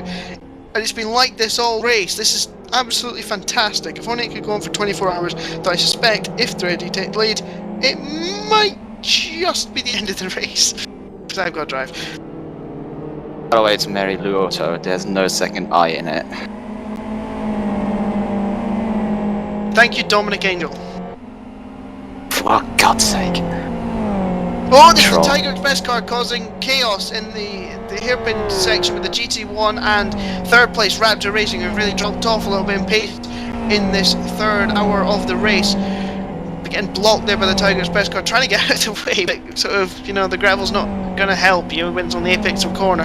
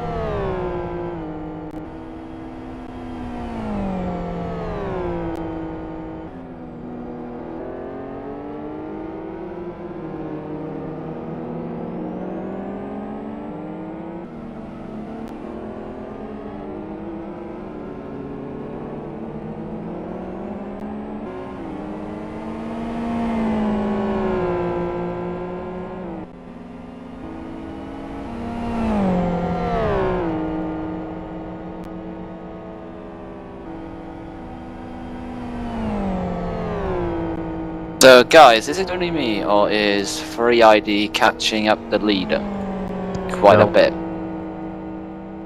Would you care to elaborate on the class, Dominic? 8/10 the GT1. last lap. Yes. Nojek is certainly in the groove at the moment.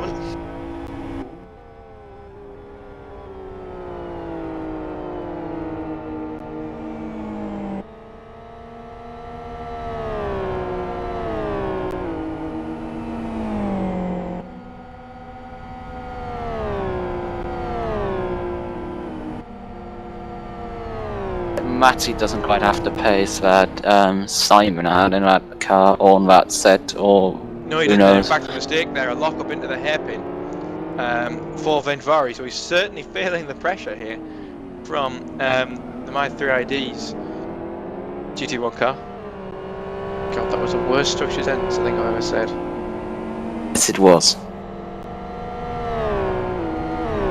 I can count a few.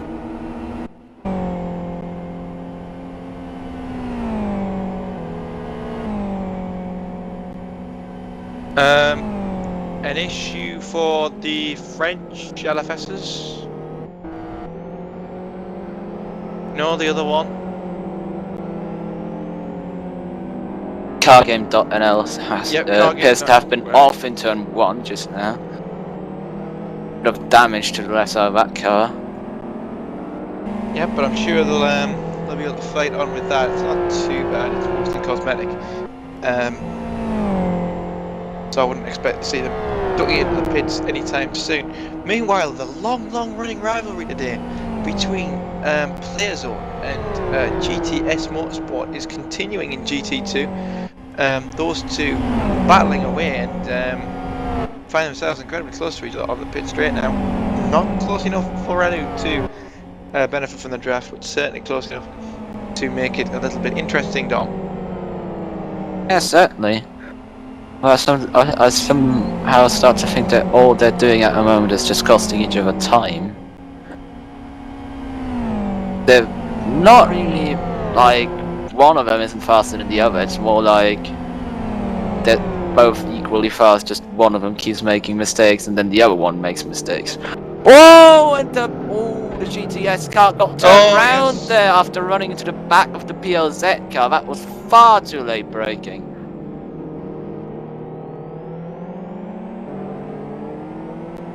Ramos and Kubici, that's Core Racing and City Liga, both managed to, what was the word, benefit from that incident between GTS and that other team, PLZ. God, what's wrong with me?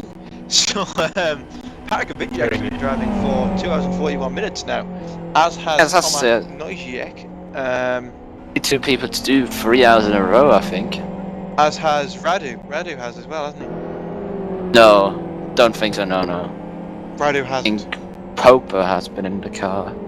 Or someone, I'm not sure. Yes, I think you're right, so yeah, that's it. Very close now. That's something that's very strong for those two, you know, they've done incredibly well to be in the positions they are after such a long time in the car. Now here comes Radu on Kubici down the inside for the right hand kick before the fast left-hander. Kubici without the inside, but Radu goes around the outside! What a brave move from Radu! He had the line and he took it. That was brilliant. He had the line, just took it as you would expect, but still. Did you have the other choice than to back out really without having an accident? So good move from Radu. Oh, and there's a spin!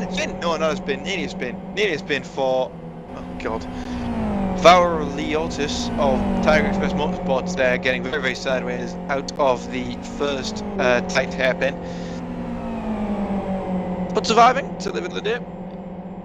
But Tiger Express Motorsports really not performing today, Chris. No, I think that they're Ray's trying on Mante. Mooney and Manta, but actually GT2 battle for the lead is possibly more interesting than No. but yes it is, sorry yes, Dennis. it is. David has caught Meralota. Is that better, Dom? Better, yes. It's getting there. Finnish names, always stupid anyway. So Your worst is still Matty's. Vent Jarvie, yeah, it's fine now. You didn't hear Wilco say it earlier, but I think Neiman's going to be in the draft up the hill and could be going for the lead. He's just about not got it. Not quite. Not quite. No, it's not exactly there. Let's see what happens on the pit straight though. Let's see if Jesse Niemanen can get the run he wants out of this corner and out of the chicane. If he can get a run out of the chicane, I think this is a done deal.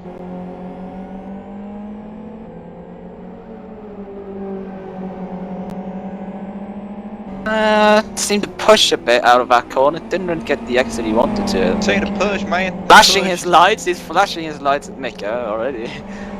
He's not happy where he is. Trying to just psychologically. That was a mess with quite him. good chicane, but I still think it's just that meter or two that's missing. Yeah, it's very much stalemate. One bad gear shift, one just missing the timing from Miralito could have Jesse Niemanen straight. Well, I think he's got it. Has he got it? No. I think if the straight was miles longer than you would, but To just not there this time. Congratulations, Tom. The straight was longer again. I just Even realised in that. taking a far tighter line to the first corner, reducing his speed to try and get the run on Merlito, but it's not quite worked. That sounded Italian. That's Merlito. Merlito. I can't say Merlito. It's quite a well-known thing that I can't say Finnish names. I mean, let's be perfectly honest. I can only barely say Nieminen, and I'm probably even getting that wrong. Is it not Niemen? You get it. There was always loads of Niemen. fighting. There was always loads of fighting on the iRacing ones about what he was actually called, and I can't remember what the final thing was. Well, the Americans probably thought he was a girl with the name Jesse, but you know, given their level of intelligence. Actually, there's a lot of Jesse's Zor guys here. Shut up, Phil. Phil speaking through our ears, ruining the joke. He's so mean. And a drive-through penalty for Toth. That's infinite skills. Lahaikinen. GT2. Lahaikinen, I've said that And one that's before. Speeding in the That's pits. speeding in the pit lane. Chris, shut up. Just Stop. FYI, Stop. Ray has gone past the Crabble. Crabble? Oh, Crabble! Crabble! do you have to remember they were in this race, Chris? I heard somebody say gravel, so I thought, what are you talking about? And then I looked down at my piece of paper that says gravel written on it. Gravel! And I snapped. But anyway, Merlito with a very strange line out the fast left-hander there, coming under the Michelin Bridge and onto the long, twisting back lanes before hitting the hairpin of the chicane. And has he got it this time? Nah, I think it's still. Really? Here Go comes back Goik, draft mess from with the party. GT1 might Here help. comes Goik No. from the party. He doesn't want to get involved, obviously. But he's got Kurt it draft. Micker's He's got line. the draft. Will we see a dive bomb? Oh yes. Bring the dive bomb. Off. I don't know They've what had a bit of contact. Whoa! What? Goodbye, Chris Wilkinson. You have just timed out. Congratulations. So there we go, my 3D Gaming lead in GT2. There's a yellow flag on the exit of the final chicane for some reason. I think someone spun looking at the skid marks. However, Synergy are not finished yet. Here they come back around, and they've got the draft of Nieminen and 3ID. Black versus red. Black car leading at the moment, but Nieminen thinks about having a Nieminen move ducks to back the in. side. Clever driving there from Jesse Niemann and a tuck back into the inside and attempts to take this, but Merlito is going to have a good run here on the outside of the corner. Can he do this for Synergy? Can he hold on to this second place? A great battle so far. Second but place. First place. First. Oh, very, very close through the kink. Merlito will have the inside for the hairpin. He's going to hug that white line. No, he's not even. Can he duck in? No, he thinks better of it. Great driving from these two. There's no hint of any kind of contact or anything like that. Fantastic wheel-to-wheel driving from two. Look at their first split times for going side by side through the first corner for crying out loud. 47.61, 47.99. That's pretty impressive. Yeah, but you've got to think this is the new age and the old master here, battling it out. This is the two generations of Live for Speed, battling it out, and this is an absolutely fantastic battle, isn't it? Absolutely fantastic so far. Merlito with the upper hand as we come into the fast right-hander, turn 7. Thank you for reminding me about that, Boothie. Oh shit, I have a stint.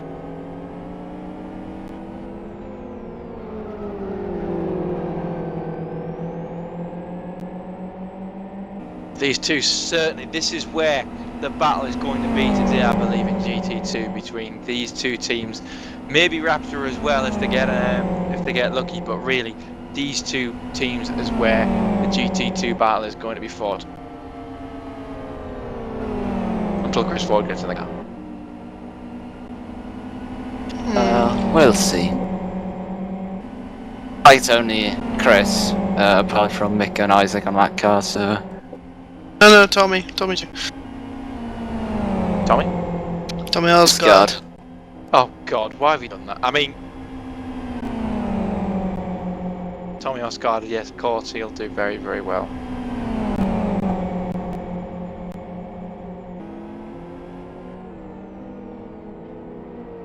Few was just giving me some lines to teach myself some Finnish names. Me, Ri, Lu, O, To. Me, Ri, Lu, O, To. If you manage that, if you manage to say at twice the speed you're actually there. Oh, but Nieminen, no, he hasn't got the draft, has he? Oh, lag spike. Toth here leaving the pitch in the middle of this GT2 battle for the lead. Not passing these two at all. They go breezing past here on the pit straight. Miralito still leading from Jesse Nieminen in the My 3ID GT2 car.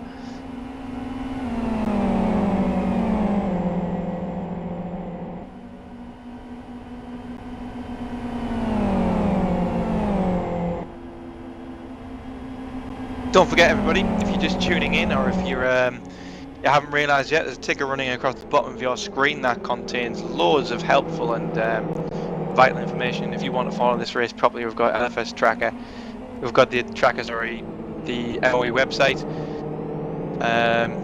What else is there? There's LFS remote. There's a stream from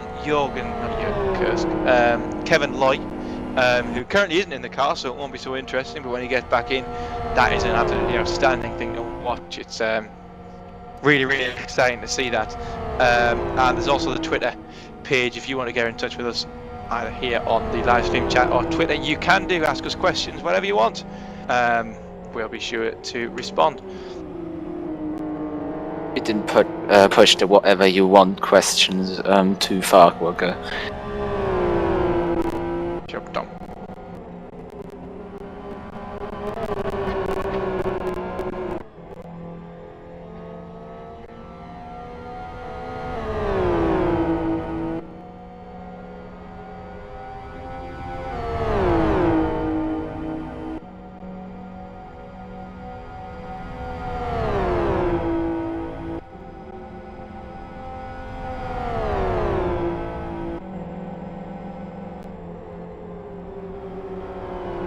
Oh, as we already have the GT1 leaders on screen, as you can see, the gap's a lot smaller than it used to be a few minutes ago. Since I think they're both on the same pit strategy, aren't they? LLL and Yes. 3ID. Yes. So they're probably maybe gonna have a chance at the start of the second stint, and now, since the R2 R3 heat peak, I guess you have to be more careful than with R3s. Without a doubt, and that's just allowing Neuschack at this stage in the race to really push and give these a go. Ventvari, I think, has been a little bit too conservative over the entire stint, looking after his tyres. He's had a few front right lockups, and that's also hurt his right front, as Doug will be able to see. Unfortunately, we can't go that to you with TV director on, but yeah, he seems to have locked up his right front a lot, and that could shorten the length of the stint here, especially on the R2, R3s. What do you think, Dom? Yeah, it certainly could. I mean, right front tire. Well, there aren't a heck of a lot left-handers here, but there's one very important one, and if it goes there, it could be a bit uncomfortable. Yes.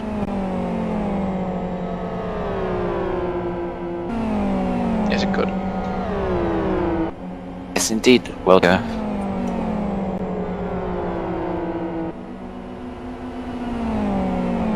Meanwhile, yes, Nieminen catching up on Miralito. No, he's not actually. Miralito has pulled away slightly over the past few laps and has done so in the first split of this lap as well.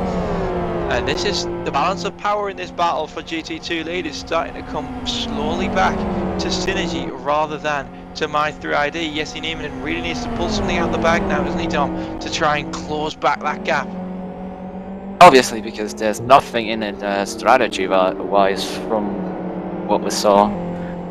It's either now or, well, it could also be like different paces in heat peak and taking chances there in the next stint, but well, from what I've seen, people don't like to wait here and today, even though the race is still over 21 hours long.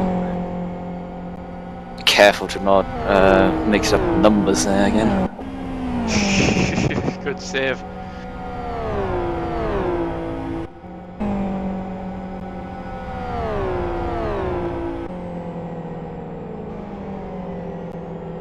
Yeah, just looking through the field, it's not actually. It's the usual thing, is getting spread out after about 2 hours. Yeah, it's starting to get spread out. We've got close driving between Kubinji and Radu, that's City Liga and GTS.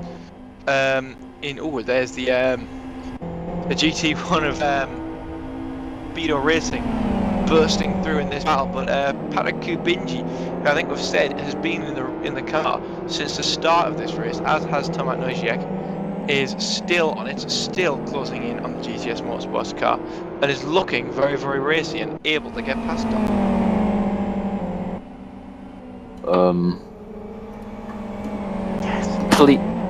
Well, yeah. Obviously, but. Oh, Mick! Oh, yes! Nieminen, Mikko. side by side. Yeah, Miralito hit the tyres down the chicane.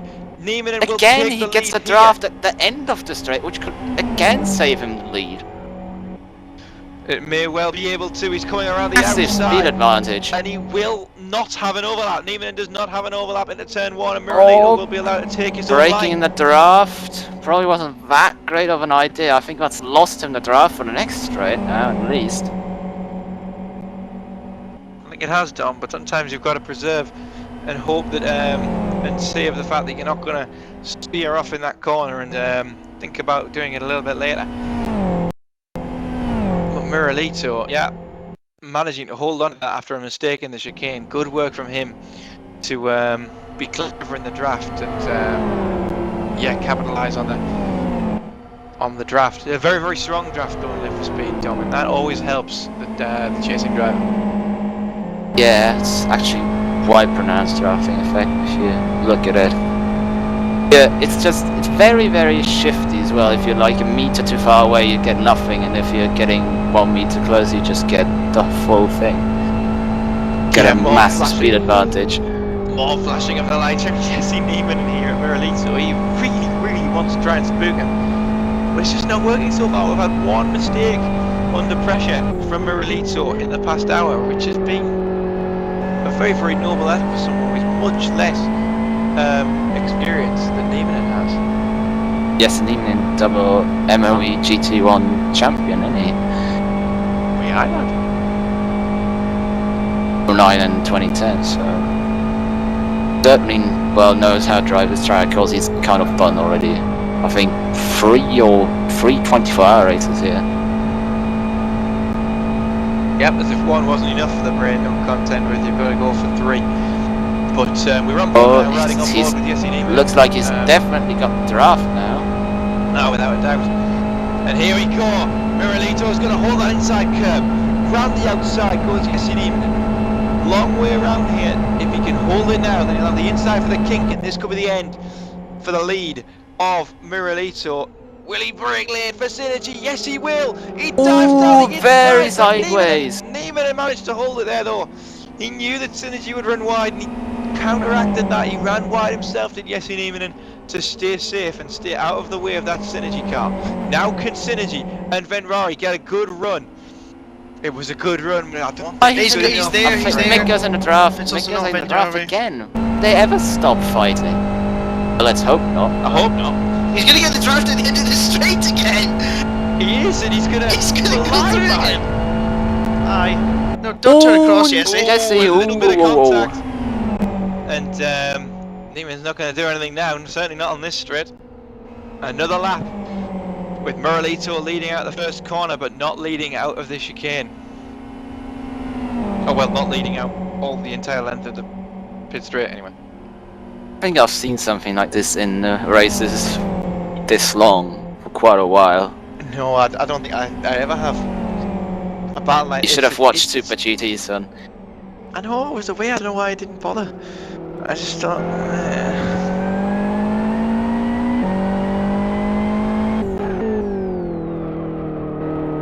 Riding on the rear wing now of Miralito. It's a fantastic view.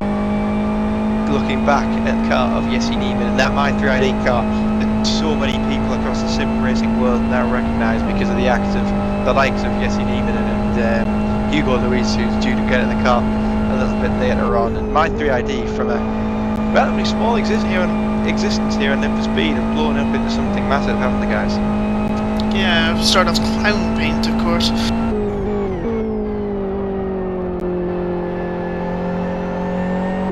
think 3 No, are. Mick goes Oh, off. Mick goes off! Really Pat even in around the outside now. Side by Yeah, side, Yep, putting a red done. light, kicking Around his the turret. outside, easy with the dirty tires on the Synergy car. That was gonna happen there.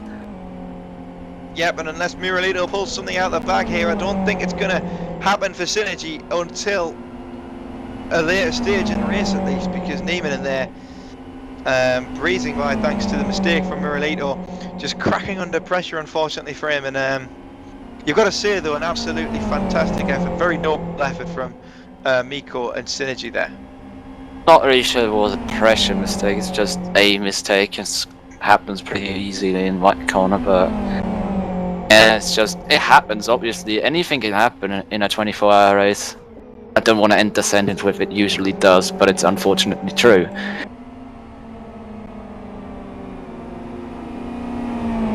Who knows how the course of the race for either of these teams could go.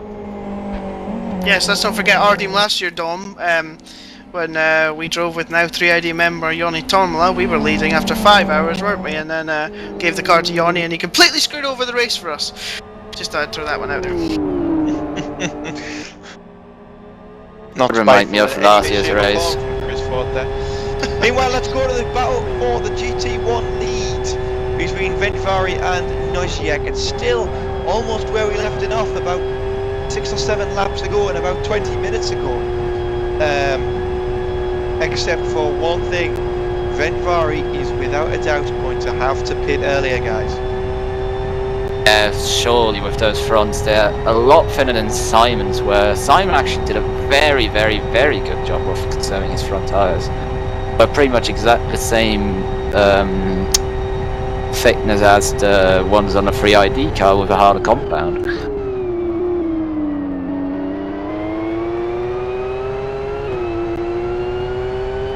I guess one of the reasons they've probably went with R3 is just because you have a bit of more freedom of what you want to do with the car, what you can do with the tyres, and don't really have to think about conserving them as much.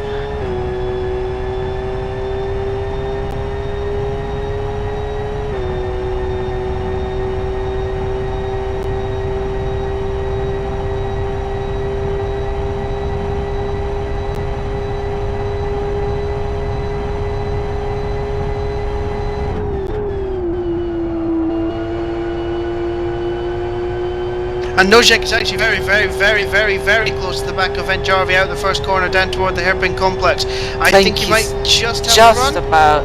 Nah, Lola. Yeah, he's in the run, he's in the run, he's got the run, he's there. Is this going to be a pass for the GT1 lead from 3ID now? 3ID on the march. Are they going to go around the outside? Whoa, Surely that's too late on the brakes. Oh, he's just about held it in the outside. Venjarvi's given him nice enough of room down the inside into the second hairpin. And by 3ID have taken the lead in both classes within 2 laps. Can Venjarvi stay close? No, he's got a terrible run. And I think it's all over for Venjarvi for just now. Nojek for the lead for 3ID. And it's all changing both classes. Nojek using the handbrake there to get around the second hairpin in front of Venjari. An absolutely massive 2 dives. From Nojek, so lit on the brakes and managing to make it stick. Great racing from him. Now it's all just about whether Venvari can bring it back to him and put him back under pressure.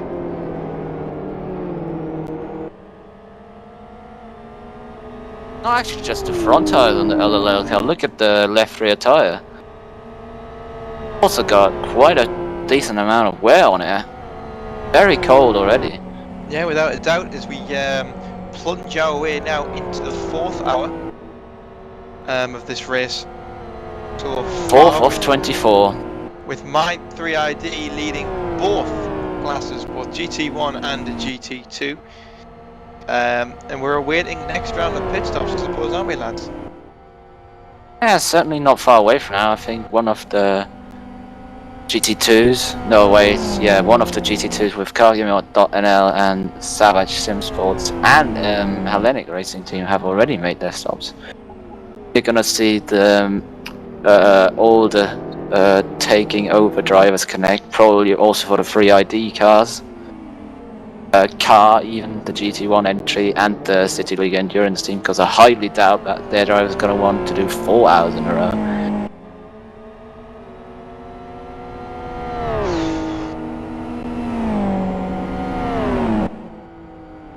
Yeah, it's been a mighty effort from Tomek Nojek. He's been third, second, third. Now finally he's leading But after 3 hours. yeah, he's got of the hammer driving. down in the third hour, so very much like probably far more like what he wanted to do anyways. Yep, this is the time for Nojek to put the floor out of this 3ID car and absolutely charge away. And we're Try also and build the gonna. gap. We shouldn't forget about Speedo because they're not Yeah. that far behind them, are they? And they of Speedo- course have the short pit stops. Meanwhile, we've got an actual bumper-to-bumper, wheel-to-wheel battle here between Lanzarote Racing Team and Cravel. The two GT1 teams are separating Yesin Eamon and Miralito, the GT2 lead battle that we saw blow up just a few minutes ago. And now these two are starting to ruin the party, break that up, but they're having their own party. Down the long back straight, winding, twisting through the trees and the hills, and here comes Cravel going around the outside, Manta at the wheel, and Galvez holding the inside for Lanzarote. But I don't think it's going to be. Oh, it is. Look at him diving down the inside there. Can Manta do it around the outside? Yes, he can. Cut That's across very the close nose to there. the right rear of the XR. Yeah, but it doesn't really matter, does it? Because the change has been done in the positions, and Manta takes 7th from Galvez. Take over. The longer the race gets, it looks like the XR comes back into action. Actually, very nice to see a bit of variation there.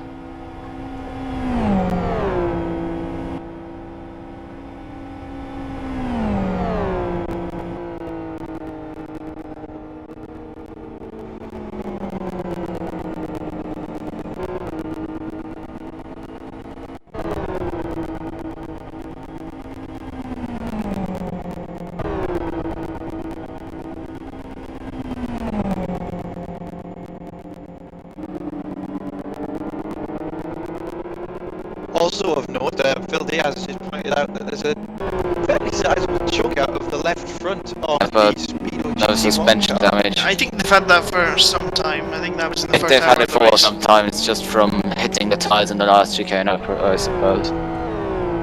Oh, Goik's had a spin. Goik has had a spin. Oh yeah, oh look at our left front damper, that's even worse than like an hour ago. Well, you wouldn't expect it to just heal, would you? Oh, but, well, you gotta do something quite amazing to make it even worse. That is usually not a car which is breaking its damper that much on a track like this.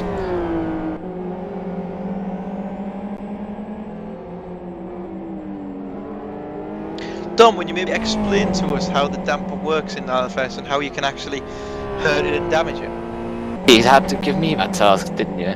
Yes. Well, anyways, basically you get the only way you can really get damper damage in LFS is by just overloading the damper by, for example, having 2 short springs so the car just goes bang and your dampers get damaged by that, or a too stiff car, which is also a very nice way to get damper damage. And of course, you usually don't get in these cars, but there's just one or the other buggy curb on, well, pretty much every LFS track. So yeah, some curbs people don't go over because of that reason.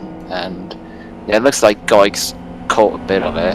Either that or lots of airtime through the chicane over the middle curb. I'm not quite sure how he got it. I didn't see it.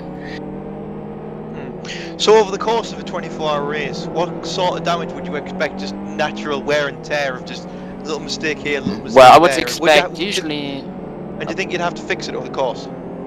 Well, At some point. if you never hit someone, I would think no, but that's unlikely. Normal damage, I'd say mainly rear damper damage from running over the curbs aggressively. probably a bit of wishbone damage. With the bigger accident, you're gonna also get toe damage and bigger damper and wishbone damage. If you roll over, of course, then you're never gonna know what you're gonna get. Of course, you never get the same damage when you're rolling over twice. So, yeah, it's not really easy to predict. It's just about keeping the car, trying to avoid it. It's probably the only way to keep a clean car, obviously, but I don't think there's a real recipe for it.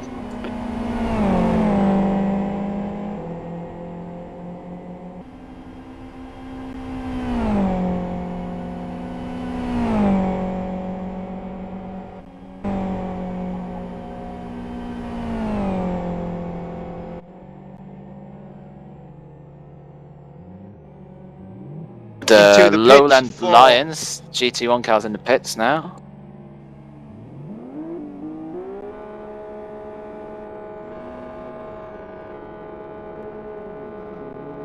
Yeah, pit stops as well for Muralito of Synergy in GT2.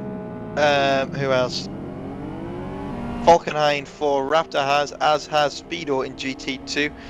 Still yet to pit though are Speedo in both classes, I believe. Sorry, not Speedo, Mind Friday, I do apologise. It'll be interesting to see if they make a driver swap with Tomac Neuschiak. He's been in the car for so long, and surely, Dom, surely he's starting to get a bit tired. Yeah, of course. I mean, he's been probably very, very much at it for the past 3 hours, trying to do his best to get back into the lead, which he finally has. I bet he's probably very, very happy now. And actually, I think that probably would make him want to stay in the car, if anything. But yeah, as time goes by, concentration fades, and since these are probably not the only stints he's gonna drive, he maybe should just have a 2-hour break or something at least. Well, not a nap. Yeah, it's only 3 hours into the race. Don't be ridiculous. That's me told then, isn't it?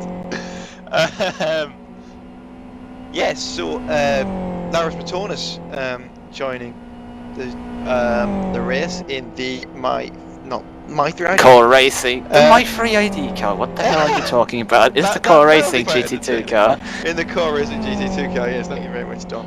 Okay then, so it's time for me to say goodbye. So I'll see you guys possibly about midnight UTC. Have Goodbye, fun. Christopher. Have Do a not very, very good stint.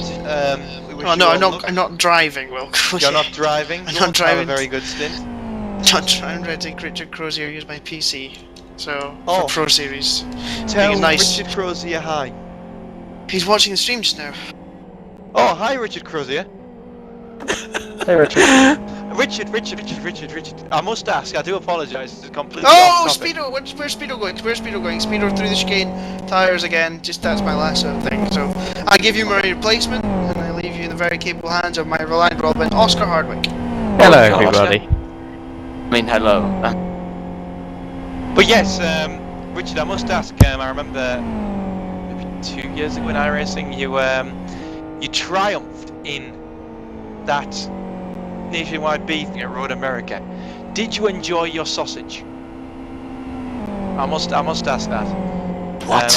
I do hope you the prize was sausage, and I'm sure it was Richard that won, and I'm just really curious as to whether you enjoyed the sausage. I'm confused. What are you trying to say? That didn't send the what? I'm hearing they didn't send the sausage, but you know what? Let's move on. Let's just move on. Just move We're on. talking about sausages, Jesus. Yes, we are. Let's move on. Right. Where are we? I think we've been this off topic yet. We have. Yeah, we'll see now. After the LLL cars pit, how much the 3ID GT1 car is going to capitalize on being able to run longer and in free air, obviously. And if they are going to be able to stay in front of the Speedo GT1 car again, since, yeah, of course, longer stints as well. Compare the tyre tread that's left on both of those cars' tyres, the 3ID car, it's got quite a bit less, actually. Speedo rear tyres are comfortably thicker, fronts also. They're probably gonna stretch it a few more laps.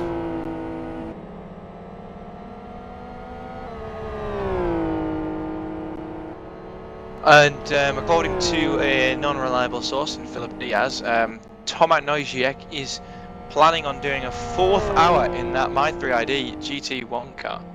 He's done absolutely fantastically so far. Can he keep it up for 1 more hour? Well, who knows? I guess if he's gonna rejoin an elite, he's probably absolutely gonna own this stint compared to his previous ones. Now he's really in the groove.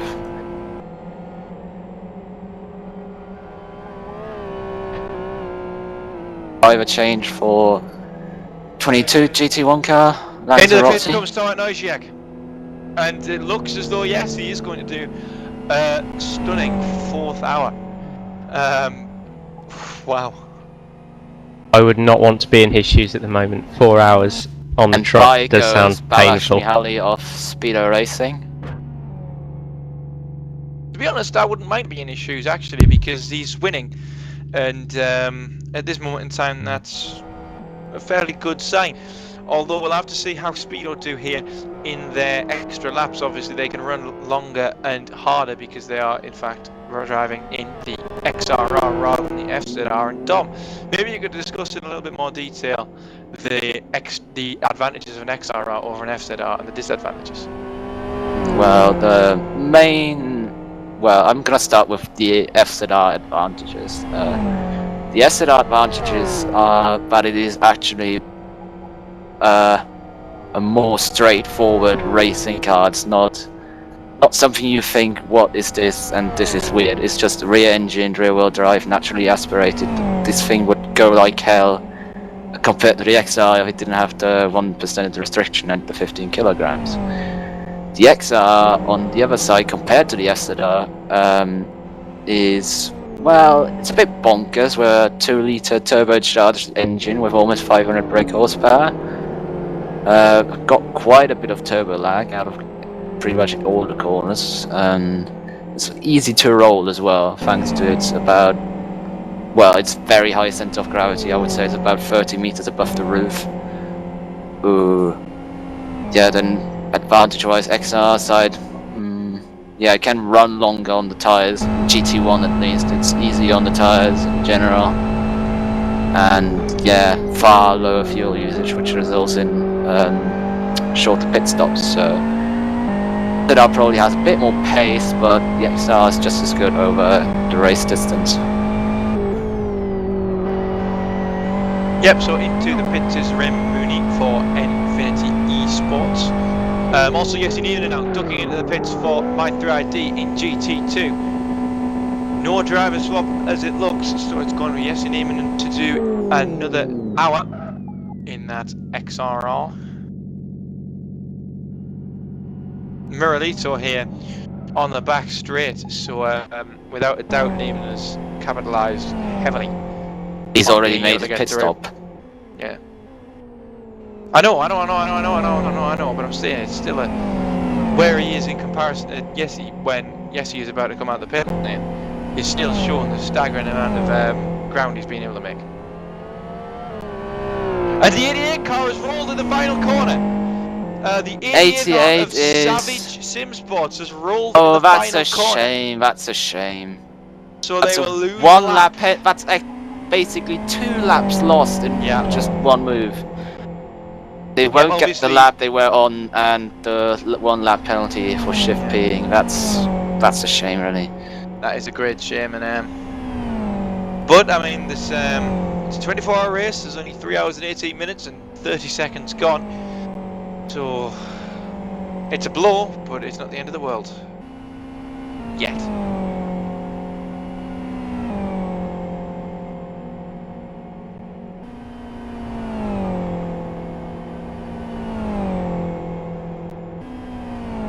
Oh my god, I have just noticed that Jorgen Kursk, also known as Fuse, has joined the car, which means we will probably see our first upside down FZ after race very, very soon.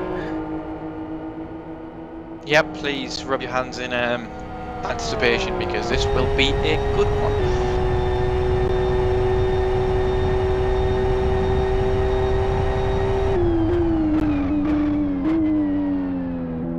sudden, I think after the brunt of the... Oh, no, I can't do it yet. I was going to say after the brunt of the pit stops, we should run through the positions, but it's not just there yet. We'll do it in about the half an hour. At about 3 hours and 30 gone in the race, and something's happened. What's happened?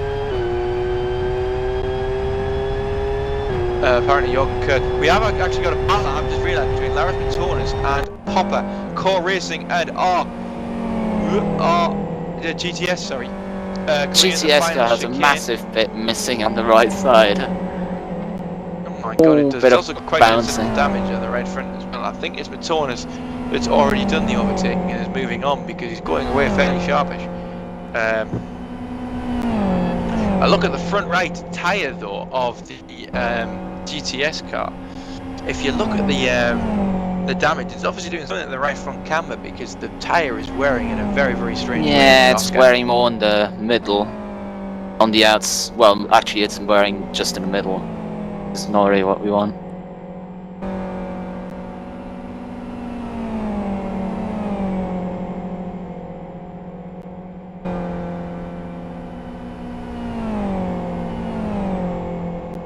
Speedo car's still going in the lead in GT1, so we'll see how much longer they can go. Yeah, well, old tyres. At the moment, they're looking fairly comfortable. I mean, the tyres are worn, but they're not cold, but they're not massively thin.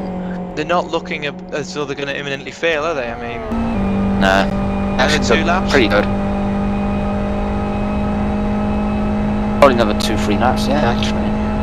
Front left is looking a little bit thin, the thinnest of them all. If anything's going to go, it's going to be that front left, and it's going to be with a lockup. But if Mahali can grace the car on this circuit a few more times, then I don't think they'll be having any major problems. Being held up heavily here though by PLZ. That's a bit of a bad place to meet a GT2 here. Yeah, and that can be the difference between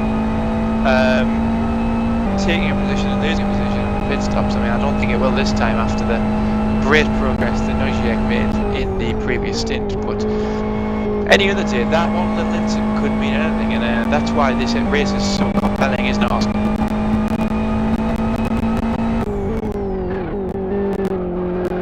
Isn't it, Dom? Oh yeah. It's not just the Speedo car, it's also the Sonic Realms GT1 car. Sasha Riegel is also far over now already on those tyres. Yeah, he is. Sasha Riegel is probably who you would see as more of an as a Formula Car driver, an open wheel driver. He's doing exceptionally well here in the GT class for Sonic Rams Racing. Still in second place, which evens out in about fourth place if Crowell are doing a fair job. But we're joined now in server by Simon Cattell. Welcome, Simon. You've just got out of the car about, I don't know, about an hour ago from the Lowland Lions car, the best name in the world. And how was your since? How did you feel?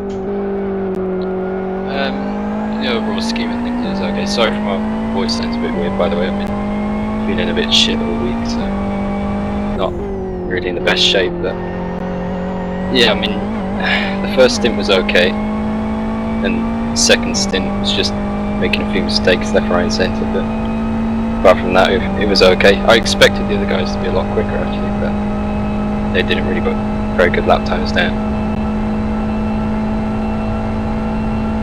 Yep. So you're running in what is fourth place now, which may even out as about second or third once we see the pit stops of Speedo and Sonic Realms.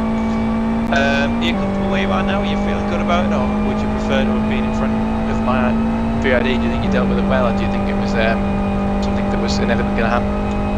Well, I've always been in the car for the whole race so far, so as long as we stay quite close to him, then we're looking in pretty good shape. So I guess that's just the aim from there. Speedo are doing a pretty good job as well. They're looking pretty strong, running quite long stints. But yeah, I mean, Matty's putting in some good laps. He's just started his second stint, so we're hoping that we can stay with 3ID, so that when the other drivers get in the car, we can hopefully go through. Yep, just to note, Sonic Realms GT1 are in the pit lane. They made their pit stop. But you look at the driver lineup remaining for My3ID when Thomas gets out of the car, which must inevitably happen at the end of this stint. He's been in there for so long, he must be about to burst. But you've got Niki Jakovic, you've got Lahaikinen, and you've got Tomala. Are you worried? There's a good group of drivers, but none of them are really on the Polish's level. So, I mean, they're going to have a decent pace, but I think we can do better. In pretty much all three of our stints, we've been off the pace we were doing in practice. You can do mid 39 off the start and mid 37 at the end. We haven't really been close to that, so that's obviously going to be the aim, to get close to that in the next stints. I don't think the 3ID have got an answer for that. Yep, and just finally, how long is Matty going to be in the car, and who's going to be taking the helm next? He's just going to finish this stint, and then we're going to give the car to our favourite Slovenian of all time, Alan Terzic, hoping that he's not going to time it, but he's just going to do a single stint, I think, and then we're just going to rotate it. It'd probably be me and Robin driving it through the night, but yeah, Matty's just going to finish the stint and hand the car over to Alan. Feel yourself lucky you don't have an internet timer anymore. Thank you very much for your time, sir. Yeah, thanks. Meanwhile, Speedo GT1 have hit the pit lane with Mahali. So we will see where they end up coming out. 25 minutes over the hour, that's quite good actually. Entering pit lane, it looked like they had roughly 40 seconds, 50 seconds back to My3ID, so it might be closer than it was before. I think 3ID might just about get them though. Well, we'll be very, very close. Speedo's away already. I think it's still going to be close. 3ID's got tell you what, they might have it. It's just like getting up to speed. I don't think quite. No, I don't think it's away. I don't know. We'll see. But as you can see, compared to the last time this happened, they've got a substantial amount more ground. I reckon that 3ID can get past them. 3ID with the hotter tyres and, you know, generally running a bit quicker at the moment. But if Speedo can pull that much each stint, I mean, they're not necessarily as outright pacey as the two FZRs that are fighting for these podium positions in GT1, but if they can keep up that strategy in such consistent, good format, then they're going to be untouchable within 5-6 hours when they're pulling away that much time each pit stop. I guess taking XR here is a bit more the conservative way of doing this race. Not FZR, I guess you have to be a bit more aggressive since it has to do, in quotations, shorter stints. Oh, a bit of bumpy action there. Yeah. Obviously not very happy, honking his horn and flashing his lights there. I don't think it's as much unhappy. I mean, neither of them are at fault. But Tomek just wants to get a move on here. Like, seeing how much ground the XR makes with its current strategy, Tomek not yet knows that he needs to put in the stint of his life to stay anywhere near them next time round. But Skin also has a dent in the rear. I don't like her.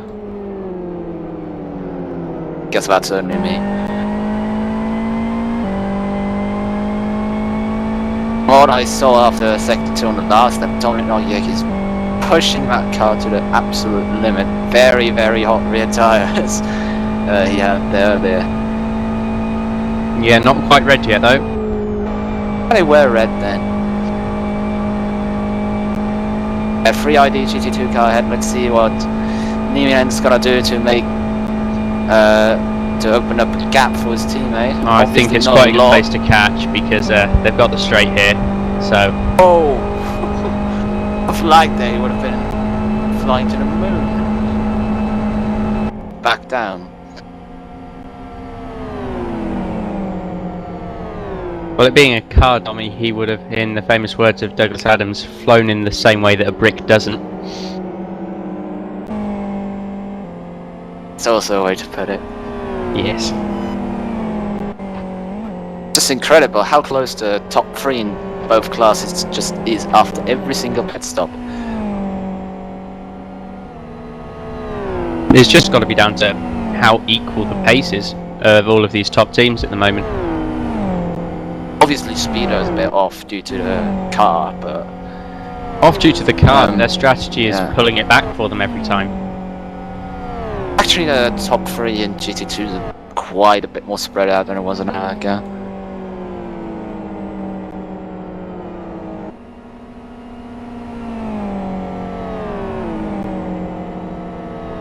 So 3.5 hours into what is the longest and most grueling race that has been in LFS for a considerable amount of time now. Masters of Endurance 24 hours.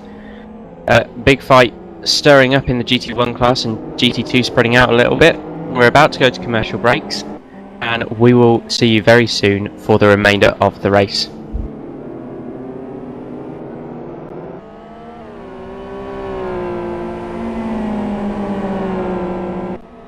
A few tiny technical difficulties here whilst we get that commercial up and running for you.